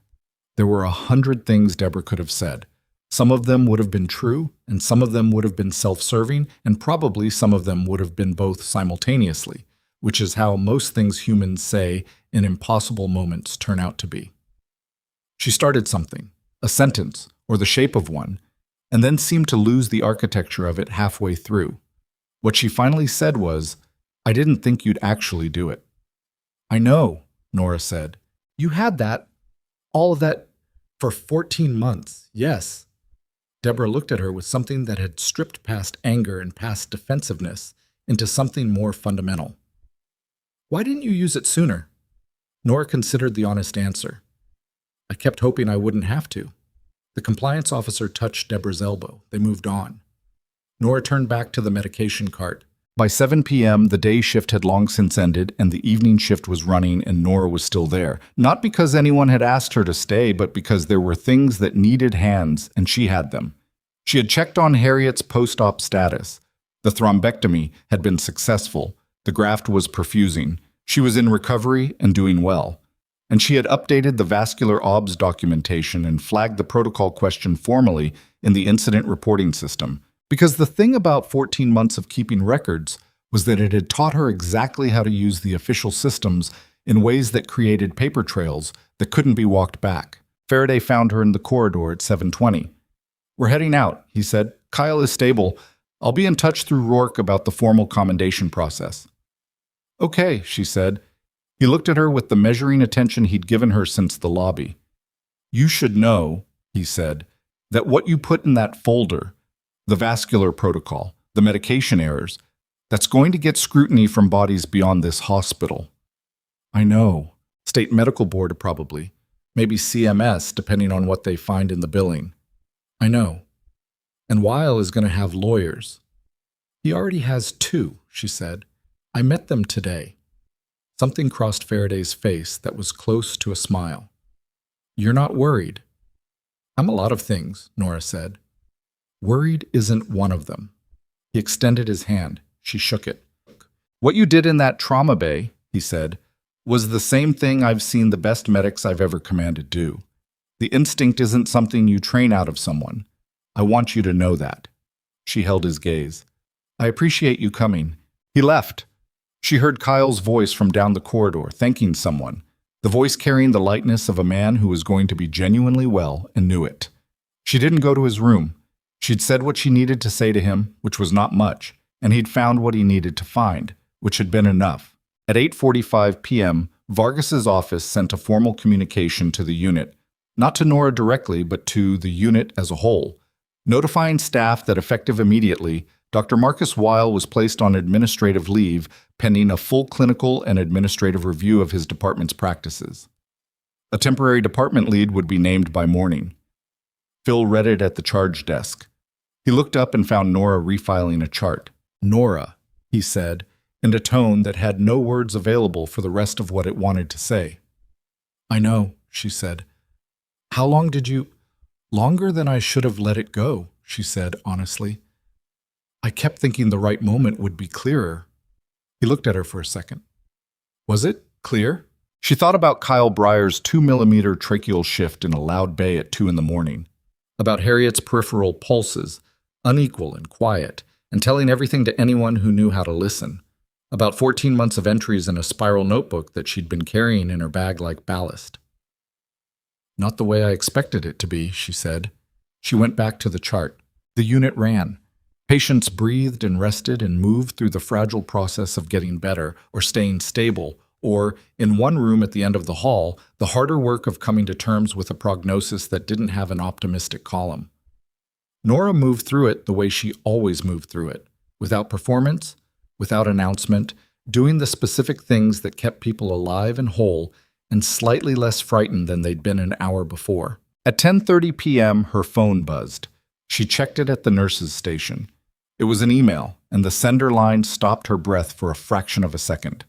It was from the Texas State Board of Nursing. Automated, she thought at first, some compliance response triggered by the hospital's internal filings. But the subject line was not automated language. It read, "Formal request for interview. Reference, Hargrove Medical Center Incident Review. File 2024-TXSBN-4471. She read it twice. Then she scrolled down, and her eyes moved through the formal language of a state regulatory body initiating an investigation. And she found the part she hadn't expected to find, the part that wasn't about her documentation or Deborah's medication errors or Weil's initialing habits. There was a second reference number in the email body, a different file. And next to it, a brief notation that read, "Cross-reference complaint received 9:14 a.m. today, filed by Dr. Reed Ogilvie, Emergency Trauma Services, Hargrove Medical Center." Ogilvie had filed a complaint. Not about Nora. His name was in the complainant field. The subject of his complaint was listed as systematic misrepresentation of clinical contributions by nursing staff and pattern of documented credential suppression. She put the phone down on the nurse's station counter and looked at it. Ogilvie had filed this morning, before Faraday arrived, before the corridor confrontation, before any of it. He had been building his own case, in parallel from his own log, and he had sent it to the state board at 9:14 in the morning without telling her, without asking her permission, without making it about anything except the record that he had kept in his own right. She looked at the phone for a long time. Then she picked it up and kept reading, and when she got to the bottom of the email, she found a final line that had been added by the board's intake officer below the formal language, a line that had no business being there in a regulatory document and that someone had clearly added as an act of human clarity in an otherwise institutional communication. It read, "Dr. Ogilvy's complaint includes an attached trauma log notation. The board considers the clinical record therein significant." She set the phone down again. Outside the window at the end of the east corridor, Denton was doing what it always did at this hour, settling into its particular flatness, the sodium lights of the parking structure casting the same pale yellow they'd been casting every night she'd walked to her car. Unchanged. Familiar. The shape of a place that had been trying to make her invisible for 5 years. She picked up the next chart.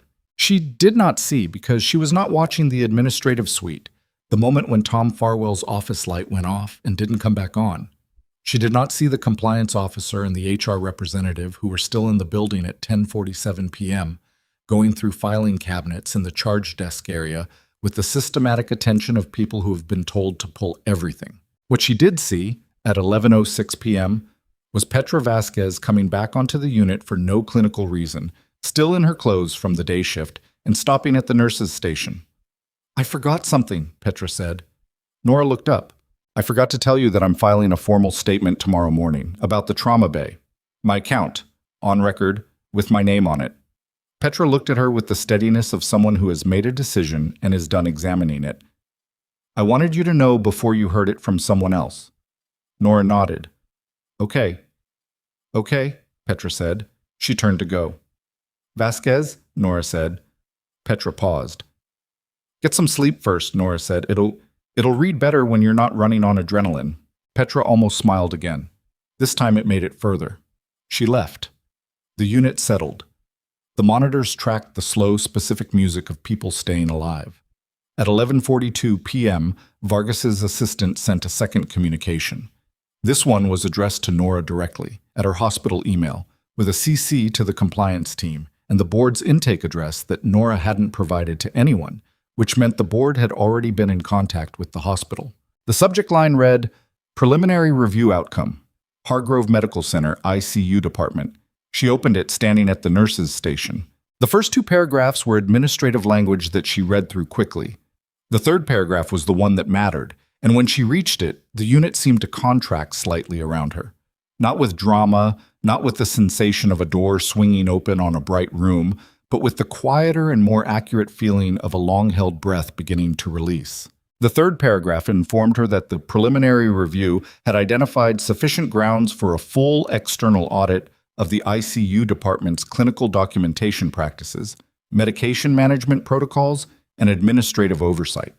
It informed her that Dr. Weil's administrative leave had been formally extended pending the audit outcome, and that a secondary review of Deborah Sloan's personnel record had been initiated. It informed her that the hospital's legal counsel had received a formal inquiry from the Texas State Board of Nursing and was required to cooperate with that inquiry fully. And then the fourth paragraph, which was the one she had not expected, and which was not written in the language of a hospital administration covering itself.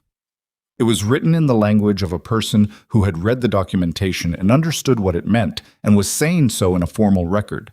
The preliminary review team acknowledges the documented record provided by Nurse Nora Callahan as central to the identification of the irregularities under investigation.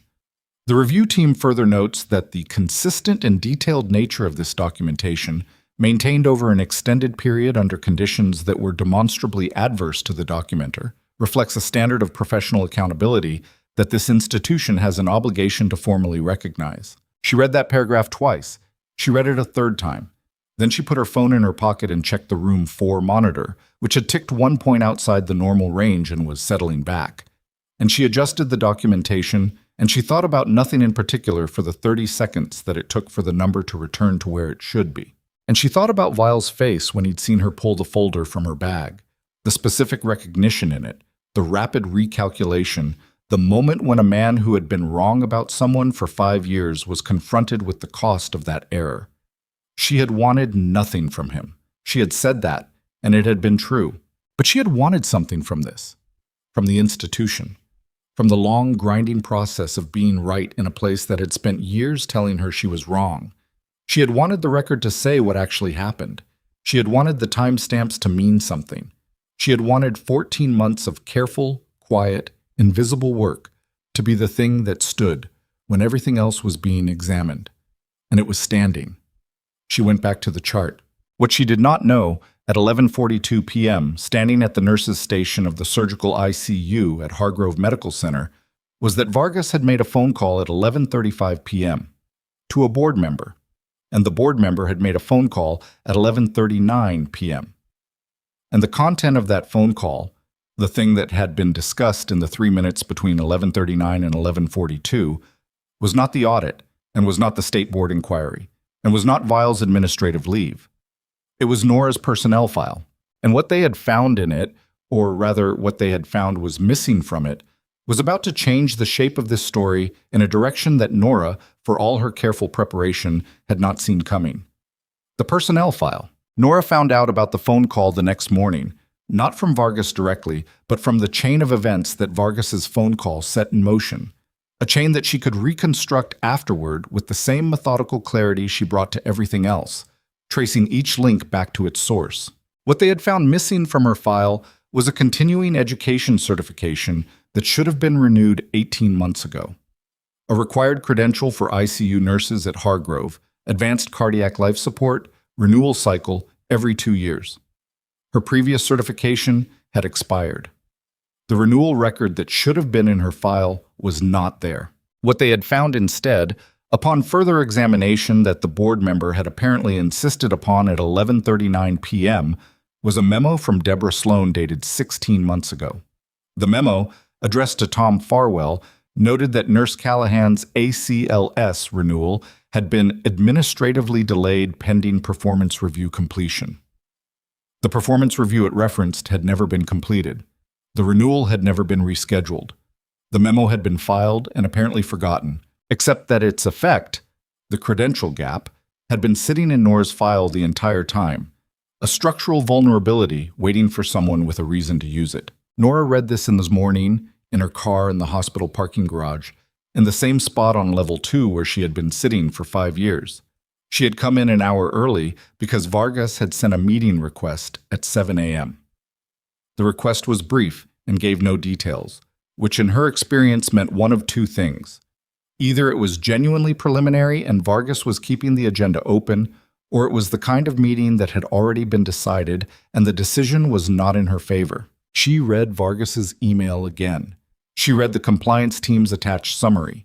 She read Deborah's memo, which had been forwarded as a supporting document, and she sat with the particular quality of that reading, the experience of seeing how someone had quietly arranged a trap and then set it aside, unsprung, for 16 months, perhaps not even consciously, perhaps just as a contingency, the kind of insurance that institutional bullies sometimes kept without fully articulating to themselves that it was insurance. She felt the weight of it. She was not going to pretend she didn't feel it. Then she got out of the car. The thing about traps was that they had two requirements, the mechanism and someone who didn't see it coming. She had not seen this one coming, which was a fair assessment of her own blind spot. She had been so focused on what she had documented that she had not thought carefully enough about what gaps existed in her own record. That was on her. She could be honest about that. But the other requirement was a person who would walk into it without resources, and that was where this particular trap had a flaw. She took the elevator to the administrative floor and arrived at Vargas's office at 7:52, 8 minutes before the scheduled meeting. The assistant outside waved her in immediately, which told her that Vargas was already there and had been for a while. Vargas was at her desk. She looked like someone who had not slept particularly well, which was consistent with Nora's read of what the night had involved for the administration of this hospital. Gould was there too, at the small conference table along the wall, with papers and coffee and the expression of someone in the middle of a problem they are actively working to solve rather than one they have already solved. "Sit down," Vargas said. Not unkindly, just directly. Nora sat. I assume you've read the compliance summary, Vargas said. Yes. Then you know what we found in your personnel file. The ACLS gap, Deborah's memo. Nora said it without inflection. Yes. Vargas folded her hands on the desk. I want to be direct with you, Ms. Callahan. The credential gap is a real issue. It's not fabricated. Whatever the circumstances of how it came about, the renewal didn't happen, and the documentation of that delay was filed without appropriate follow-through. Under normal circumstances, that would be a suspendable matter. I understand, Nora said. These are not normal circumstances, Vargas said. She said it with the tone of someone who has decided something and is stating the decision rather than working toward it. The memo from Deborah Sloan is dated 16 months ago. It cites a performance review that was never completed. A performance review that, according to the documentation you provided, should never have been initiated in the first place, given that it was triggered by the incident report Sloan filed in retaliation for a medication error flag. Vargas paused. In other words, the credential gap exists because the process designed to protect Deborah Sloan from accountability also blocked your recertification pathway, Gould added without looking up from her papers, which is relevant to how the gap is characterized in any formal proceeding. The board is going to see the gap, Vargas said. We can't control that, but we can control the narrative we provide around it, which will include the full context of how it came to exist and who created that context. She looked at Nora steadily. I want to ask you something directly. Okay, your ACLS certification lapsed, but you performed an emergency needle decompression 6 days ago that was, by every clinical account, including our own trauma team's log and a military surgeon's independent assessment, executed correctly and successfully, which means the skill is not the question. Vargas leaned forward slightly. Did you know the paperwork had lapsed? Nora considered the question. Not the honest answer. She knew the honest answer, but the full shape of the honest answer, because there were several true things, and the order in which she said them mattered. I knew the renewal had been delayed, she said. I submitted 2 requests through the normal scheduling system to complete it. Both were returned without action. I didn't follow up through escalated channels because each time the issue came back to Deborah's desk, and I was aware of how that dynamic worked. She paused. I should have escalated harder. I knew the gap was there, and I kept thinking the performance review would resolve and the renewal would follow. That was a mistake in judgment. Boshvul Satsikem Kishin. Vargas held her gaze. That's an honest answer. I try to give those. Something shifted in Vargas's expression. Not sympathy exactly, but the recognition of a person who has spent a career navigating institutions and can identify when someone else has been doing the same thing with less runway. Here's what's going to happen, she said. The ACLS renewal is going to be completed within the next 5 business days. I'm authorizing an emergency scheduling pathway. The training coordinator will contact you today. She paused. In the interim, your clinical assignments will be adjusted to non-independent procedural roles, which is standard for credential gaps under review. That means you're on the floor but not running solo procedures until the card is current. Nora nodded. And I'm documenting the context in your file, formally. The memo, the blocked scheduling, the retaliatory chain. Vargas said it with the flatness of a person doing something that should have been done a long time ago and knows it. The credential issue is not a finding against you. It's a finding against the administrative process that created it. Gould looked up. For the board's purposes, we'll be providing a full contextual brief alongside the gap documentation. Given the circumstances and the active cooperation of the nurse in question with the institutional investigation, the compliance team is confident the characterization will be accurate. Nora sat with this for a moment. She had come into the meeting prepared for a harder version of it, prepared to present the backup copies, the scheduling request timestamps, the documented pattern that led to the gap.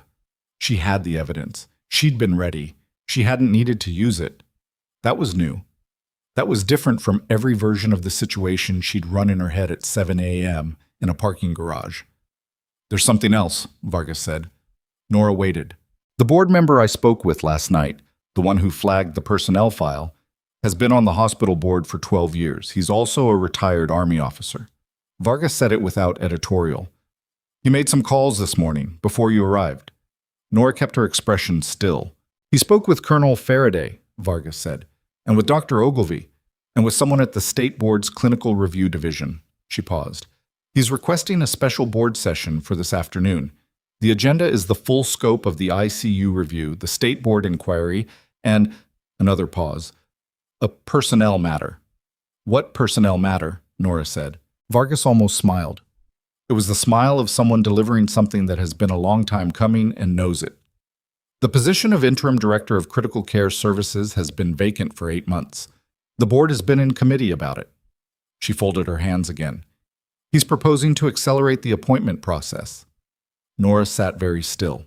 I want to be clear, Vargas said. This is not an offer yet. That happens at the board level. I'm telling you so you're not blindsided. She held Nora's gaze.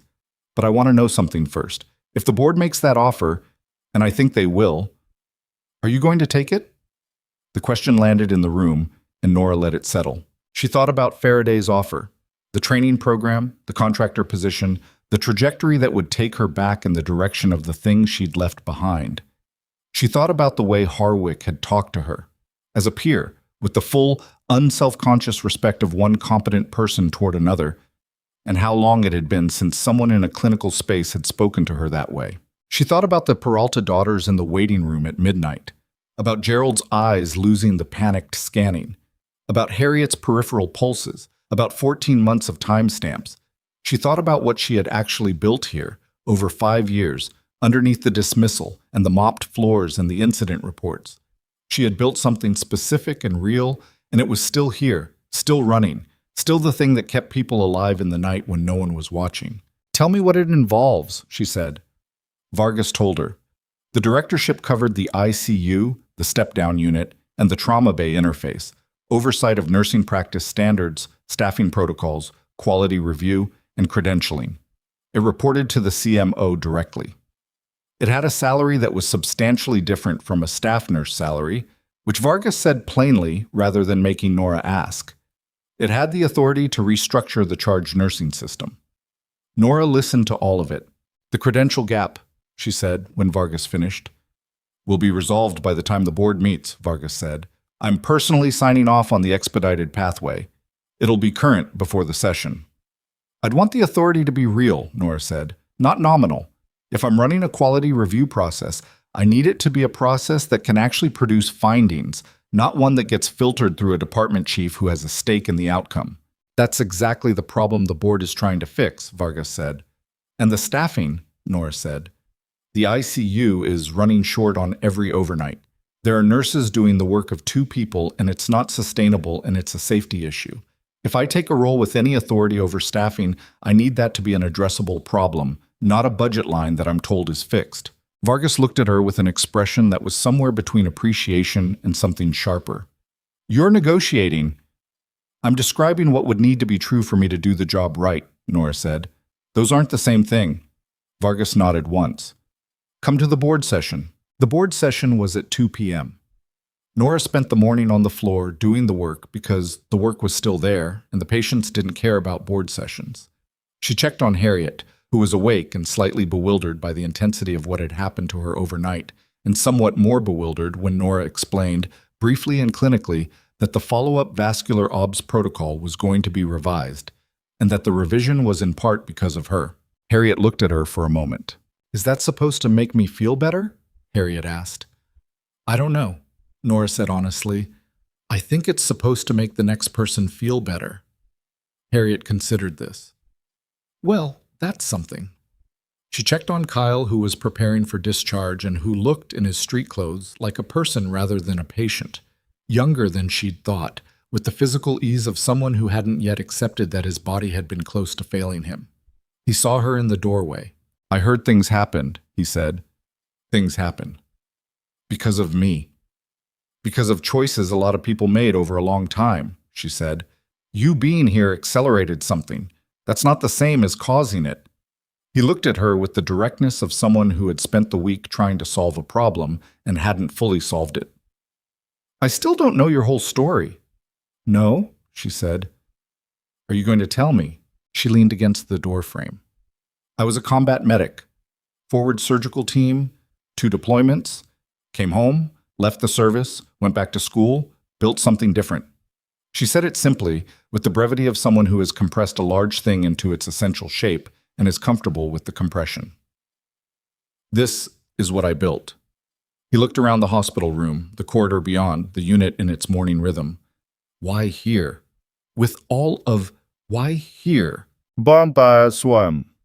Because hospitals need good medics too, she said. They just don't always know how to recognize them. He was quiet for a second. Well, he said, they're recognizing you now. Some of them, she said, some of them are just scared of what the lawyer bill is going to look like. He laughed, a real one, short and sharp. That sounds right. She pushed off the doorframe. Take care of your chest for 6 weeks. No upper body strain, no matter what your PT says in week 3 when you feel better than you are. Yes, ma'am, he said, and said it the way soldiers say it when they mean it. She left before the moment became something else. The board session at 2 p.m. was held in the hospital's main conference room on the 5th floor, a room that Nora had never been in, which told her something about how the architecture of authority in this building had always been arranged. There were 12 board members, Vargas, Gould, 2 external compliance officers who had arrived from Austin that morning, and a representative from the Texas State Board of Nursing named Rosario Mendez, who had the focused attention of someone who had read the overnight briefing documents on the drive from Austin and formed opinions. Nora sat at the table. She had not been at a table like this before. She noted that. She did not adjust her posture or her expression to account for it. The session opened with a formal presentation from the compliance team.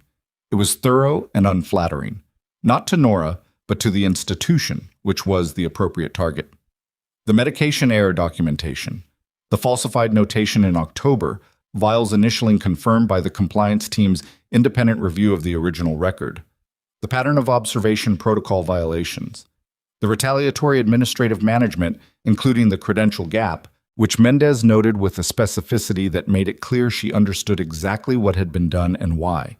When the compliance team finished, Mendez spoke. The board's intake team has reviewed the documentation submitted by Nurse Callahan and the parallel submission from Dr. Ogilvy, she said. We've also reviewed the military commendation record and Major Harwick's clinical assessment. She paused. I want to say, for the record, that the standard of documentation maintained by Nurse Callahan over the period in question is exemplary. It is precisely the kind of record-keeping that makes regulatory review possible and that protects patients in systems where internal oversight has failed. She looked at Nora directly. I want to acknowledge that in this room. The room did the thing rooms do when something is said in them that resets a frame. A small shift, collective, people adjusting to a register they hadn't expected. Nora said, "Thank you." Then the board moved to the personnel actions. Marcus Wiles' administrative leave, the compliance team reported, had been extended pending the outcome of the state board's review of the clinical documentation discrepancies. His medical staff privileges were suspended during the review period. The board voted on the extension, 12-0, without extended deliberation. It was the kind of vote that happens when the math is not in dispute. Nora watched it happen with the same attention she'd given everything today. She had thought she would feel more at this specific moment. She had anticipated something that would register as vindication, the clean, complete sensation of a wrong being corrected. What she felt was more complicated. She felt the satisfaction of a record being set straight, which was real and specific and hers. She felt the weight of 5 years of accumulated cost, which did not disappear because the people responsible were now facing consequences. She felt something she didn't have a clean word for, the particular exhaustion and clarity of someone who has been right for a long time in a place that denied it, and is now watching the denial collapse, and is discovering that the collapse is not the ending they imagined. It was not the ending they imagined because it was not an ending at all. It was a correction. Corrections were necessary and important, and they were also just the beginning of the harder work, which was building something that didn't produce the same patterns 20 years from now. Deborah Sloan's termination was presented to the board as a compliance recommendation rather than a board action. The nursing department had the authority to act, and it had. The board was informed, not deciding. But the informing was formal and public, and the minutes would reflect it, which was important in the way that formal public records are important, not because they changed the past, but because they make it harder to reconstruct the past in a more comfortable shape. The October medication error, the falsified notation, the retaliatory incident report, the credential gap memo. All of it entered into the official record with the specificity that Nora's documentation had made possible. All of it there now, fixed, attached to names. Tom Farwell submitted a written resignation at 1:47 p.m. before the session began, which was either self-awareness or advice from a personal attorney, possibly both. Then the board moved to the appointment matter. The retired Army officer who had made the calls that morning was a man named Howard Briggs, compact and white-haired, and with the kind of physical economy that persisted in people who'd spent years in the field. He presented the interim directorship proposal himself, which told Nora that this had been his idea rather than a consensus position. He explained the vacancy. He outlined the scope. He explained why the normal appointment process was being accelerated. The department needed stable clinical leadership during the investigation period, and the investigation had itself identified the candidate. Ms. Callahan, he said, looking at her directly, I want to ask you on the record. You've heard the scope of the position. Is this something you're willing to take on? She had prepared for this moment by deciding, deliberately, not to prepare for it. She had learned the hard way that preparation for a moment and presence in a moment were different skills, and that over-preparation for the former killed the latter. Before I answer, she said, I want to say something. Briggs nodded. What happened in this department was not a single bad actor problem, she said. It was a system problem. Well and Sloan were the most visible parts of it, but the system that allowed it to persist for years without intervention, the reporting structures that routed complaints back to the people being complained about, the administrative incentive to minimize rather than investigate, the culture that treated nursing staff as interchangeable rather than as clinical professionals, that system is still here. She looked around the table. Putting me in a new chair doesn't fix that. What fixes it is structural change to the oversight process, genuine investment in the staffing model, and the willingness of this board to hear uncomfortable things from clinical staff without filtering them through the people with the most institutional stake in not hearing them. The room was very quiet.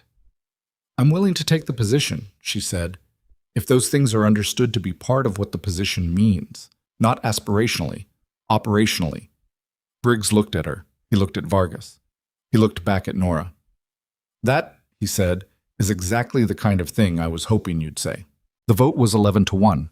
The one dissenting vote came from a board member who wanted to wait for the full compliance report before making any personnel decisions, which was not an unreasonable position, and Nora noted it without contempt. Reasonable caution and bad faith were different things, and this was the former. 11-1. She sat in the boardroom after the session ended and the members filtered out, some of them stopping to shake her hand, some of them nodding with the restraint of people who were not yet sure what they'd agreed to and were waiting to see. Mendez from the state board stopped beside her. Your credential renewal, Mendez said. Scheduled for tomorrow morning, Nora said. I know. I verified it before I came up. Mendez had a slight accent that Nora hadn't been able to place. Somewhere in the south of Texas, she thought, the particular blend of influences that Denton was too far north to share. For the record, the board's position is that the gap in your file is a documented product of administrative interference. We will say so in our formal findings. She paused. We'll also be looking at the other nurses in this unit, the medication error pattern, the observation protocol issues.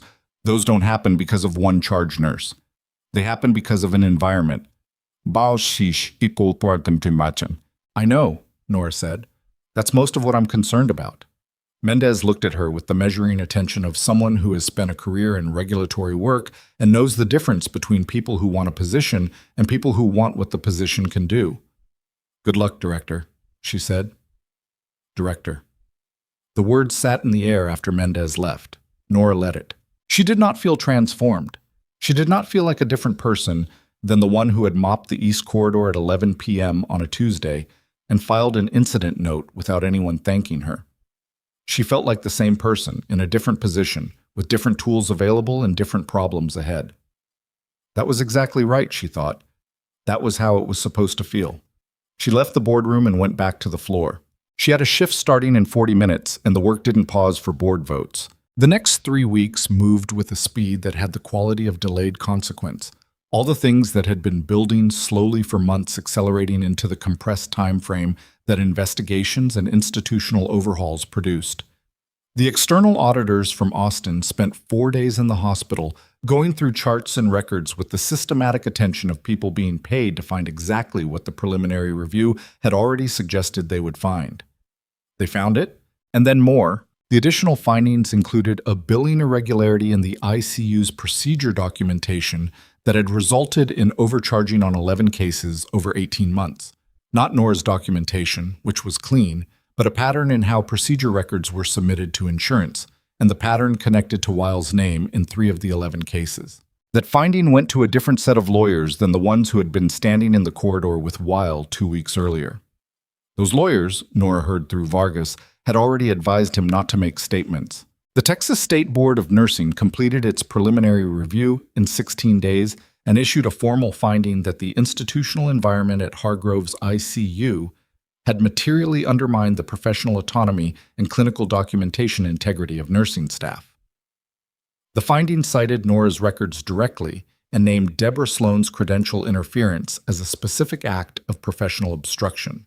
The finding was public, which meant it was news, which meant the hospital's communications team spent a significant amount of energy over several days managing the shape of the story as it appeared in local and regional coverage. Nora did not speak to the media. She had nothing against people who did, but she also understood that the record existed. It was formal, it was public, it had names and dates on it, and that a formal record had a longer half-life than a news cycle. Weil's medical staff privileges remained suspended through the audit and into the state board review process. His published papers were not retracted. That was a separate process, slower, involving journal editors and peer reviewers who moved on their own timeline. But at least 2 institutions that Nora knew of had quietly delayed invitations they had previously extended to him. He was not, in the immediate term, the kind of man who lost everything at once. That was not how it worked for people with his credentials and his resources. What he lost, specifically and measurably, was the authority he'd exercised over the people underneath him and the professional reputation he'd built on the back of work that had not always been his. That was not nothing. It was, in fact, most of what he'd had. Deborah Sloan did not contest her termination. Whatever calculation she had run in the days following the corridor confrontation, the outcome was not a fight. She cleared her personal items from the charge desk on the day the formal termination was processed, and no one who had known her in that unit felt quite what they expected to feel watching her leave. Most of them felt the complicated thing, the thing that exists at the intersection of relief and the particular sadness of watching a person demonstrate, at the final moment, that they had understood all along what they were doing and had known, somewhere in themselves, that this was where it led. Petra Vasquez's formal statement went into the compliance file and was forwarded to the state board and to the regimental inquiry as supporting documentation. The statement was thorough and honest, and Nora thought, when she read a copy, showed the kind of writing that came from someone who had thought carefully about what it meant to put their name on something permanent. Petra came to her, a week into the aftermath, with the look of someone who had completed a hard thing and was uncertain of the reception. The statement, she said, did it matter? It confirmed what the log already said, Nora told her, which means it mattered in the way that all confirmations matter. It made the record complete. That's it? That's not small. Nora looked at her. You know what the hardest thing about what you did was? That I waited 6 days? That you did it at all, Nora said. Most people construct a version of events that lets them avoid the hard choice, and they live inside that version until it becomes the truth they carry. You could have done that. You didn't. She paused. That's not common. Petra nodded. She was quiet for a moment. Will you? She started, and then seemed to reconsider the phrasing. I'm applying for fellowship programs next cycle. Trauma surgery. She looked at Nora. I'd want to be the kind of physician who does what you did in that bay, the whole picture, all at once, under pressure. Then practice reading pictures, Nora said. Not just imaging, not just the chart. The physical picture, the patient in the room. You have good instincts. Stop deferring to your anxiety about your instincts and start trusting them. Petra took that in.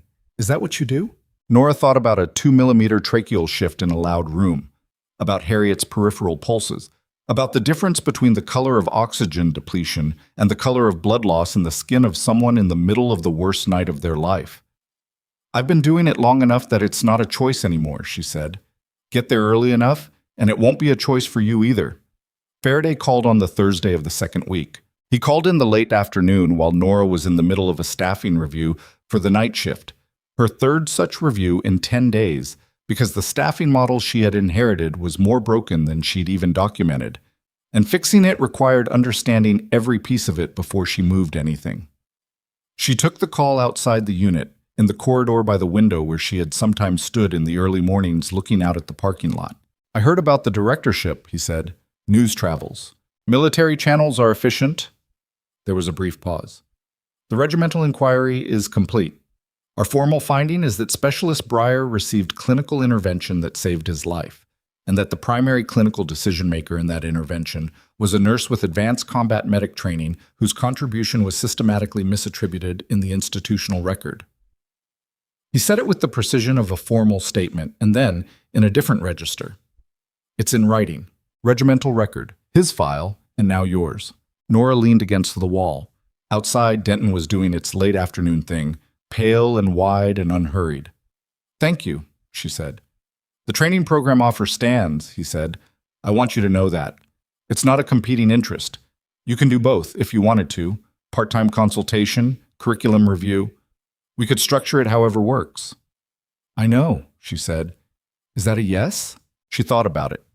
She thought about Harwick's clinical respect, the conversations about assessment sequence and landmark selection, and the specific language of trauma that only people who had been in certain situations spoke with fluency. She thought about the curriculum existing, out there, training people who would go into situations where 2 millimeters mattered. It's a maybe, she said, a serious one. Faraday made a sound that was probably the closest he came to a laugh in professional context. I'll take it. How's Kyle? Cleared for light duty in 2 weeks. Pushing for active duty in 6. A pause. He's going to push back on the 6-week timeline. Tell him I said the 6 weeks are not negotiable. I'll tell him. He won't listen. No, she said. He won't. She paused. But he'll remember someone told him. She went back to the staffing review. The ACLS renewal happened on a Tuesday in a simulation lab 2 floors below the ICU, administered by a training coordinator named Barb, who had been at Hargrove for 23 years and who processed the certification with the brisk efficiency of someone who did this routinely. The practical assessment took 11 minutes. Nora passed with a score that Barb noted, without making a production of it, was the highest she'd seen in 3 years of running the lab. You've done this before, Barb said. A few times, Nora said. Barb handed her the card. It was a small, laminated thing, barely larger than a driver's license, with her name and the expiration date and the certification code. She held it for a moment longer than she needed to before putting it in her badge holder. The gap was closed. The record was current. Every piece of her was now formally what she had always been. What she had been in that trauma bay in the middle of the night, what she had been through 5 years of mopped floors and dismissed assessments and incident reports that went nowhere. The paper had caught up with the person. That was the thing about institutions. They moved slowly. They required documentation. They needed the paper to catch up before they could recognize what the person had always been. And while that was often a source of injustice, and had been for 5 years a source of injustice, it also meant that once the paper was right, it was right in a way that was durable, formal, part of the record. She was in the record now. In the 6th week after the board session, the hospital's Quality Improvement Committee, newly constituted, with 2 nursing representatives for the first time in Hargrove's history, met for the first time. Nora chaired it. The agenda included the revised vascular observation protocol, which would move the standard from 4-hour to 2-hour checks on the first 72 hours post-surgical, effective immediately.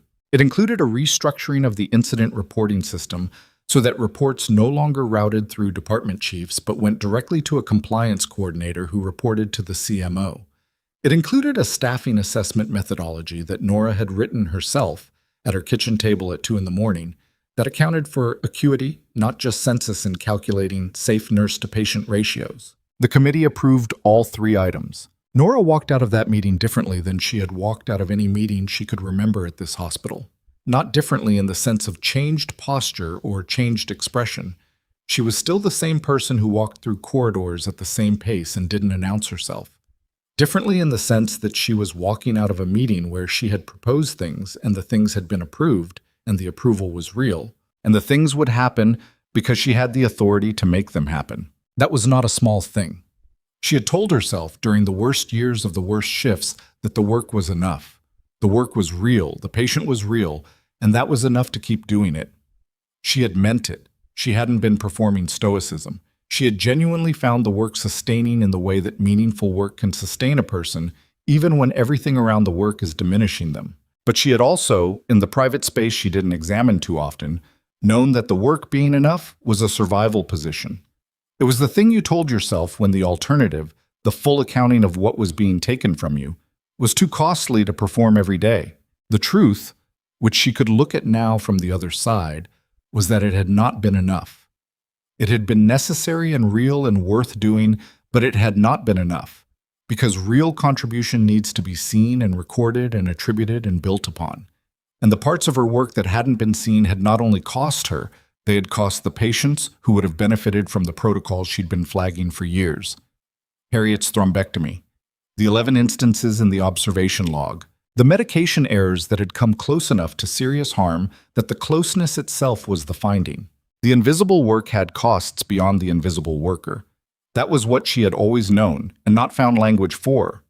And now the language was in the formal record, and the protocols were being changed, and the next nurse who noticed a 2-hour observation gap would be able to flag it through a channel that didn't route back to the person who'd created the gap.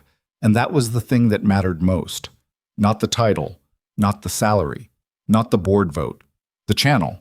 6 weeks after the board session, Kyle Breyer sent her a message through the hospital's patient communication system, the only contact channel he had for her. The message was 2 sentences, cleared for active duty 3 days ago.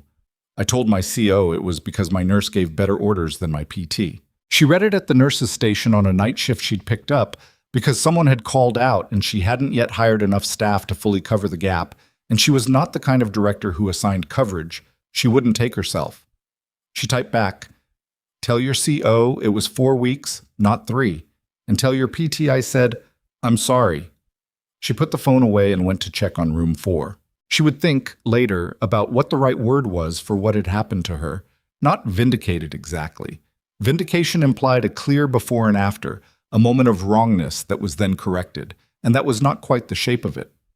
What had happened was more like a very long-running argument between what was true and what was recorded had finally, through an accumulation of evidence and a specific set of circumstances in the presence of people who chose to tell the truth when they could have chosen otherwise, resolved in favor of the true. That was not nothing. It was, in fact, everything. She had not changed. She had always known what she was.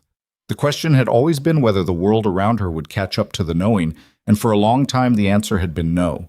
And she had made peace with the no the only way she knew how, which was to keep doing the work without the recognition. But here was the thing she wanted to say, from the other side of it. The thing that wasn't comfort or inspiration, but was simply honest. Carrying that much invisible work, for that long, cost something real. It took weight she had learned not to measure because measuring it too precisely made it heavier. And the people who told her the work should have been enough. The ones who implied that a person with real values shouldn't need external validation. Those people had the luxury of not needing it because they had always had it. They didn't know what it cost to do meaningful work in total anonymity for years. They didn't know what it did to a person's relationship with their own knowledge to have it dismissed repeatedly by people with less of it and more authority. She knew. And what she also knew, from the other side, was that the cost didn't have to be permanent. That documentation mattered, that speaking up mattered, even when it didn't immediately work. That finding one person who would tell the truth alongside you, a Petra Vasquez who waited 6 days and then told it anyway, an Ogilvy who filed a complaint alone and in the morning before anyone asked him to, was the difference between a record that held and one that got rewritten. Institutions were made of people, not principles. The principles were only as durable as the people willing to maintain them under pressure. She had maintained them. Other people had eventually joined her in maintaining them. And the institution was, slowly, imperfectly, with all the friction and bureaucratic resistance that institutions brought to everything beginning to be better than it had been. That was enough. And it was more than enough. And it was not the same thing. 8 weeks after this board session, on a Tuesday night in the late fall, when Denton had finally found the temperature it was looking for, and the air outside was cool for the first time in months, Nora finished a 12-hour shift and walked down the east corridor toward the elevator. She passed the supply closet where she had once grabbed a towel for a saline spill without being asked. She passed room 7, where Gerald, a different Gerald, always a different Gerald, was recovering from a valve replacement with the particular bewilderment of someone who had been told how serious it was after the fact. She passed the nurse's station where Phil was finishing his handoff notes and raised a hand without looking up. She stopped at the window. Same parking lot, same sodium vapor lights, same flat Texas sky, though it was darker at this hour than the dawn she'd usually been facing. Same building behind her, with its imperfect people and its improved protocols and its paperwork that now said what the work had always been.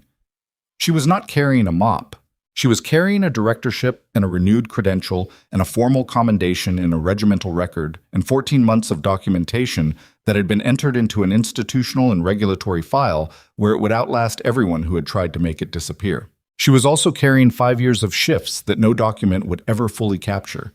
The families in waiting rooms, the Geralds with their panicked scanning, the precise angle of a 14-gauge needle at the second intercostal space in a loud room at 2 in the morning. None of that was in any file. It lived only in the patients who had come out the other side of it and in the specific knowledge she had accumulated that no one could take from her, regardless of what they put in her personnel record. She stood at the window for a minute, maybe 2. Then she took the elevator down and walked to her car and drove home through the dark streets of Denton, with the radio off, the way she always drove. And the thing she carried on that drive was not triumph, exactly, and not peace, exactly. It was something more functional than either of those things. It was the knowledge that she had done what she came to do, not perfectly, not without cost, not in the clean and linear way that satisfying stories promised, but completely, with the full weight of everything she was, and that the record now said so.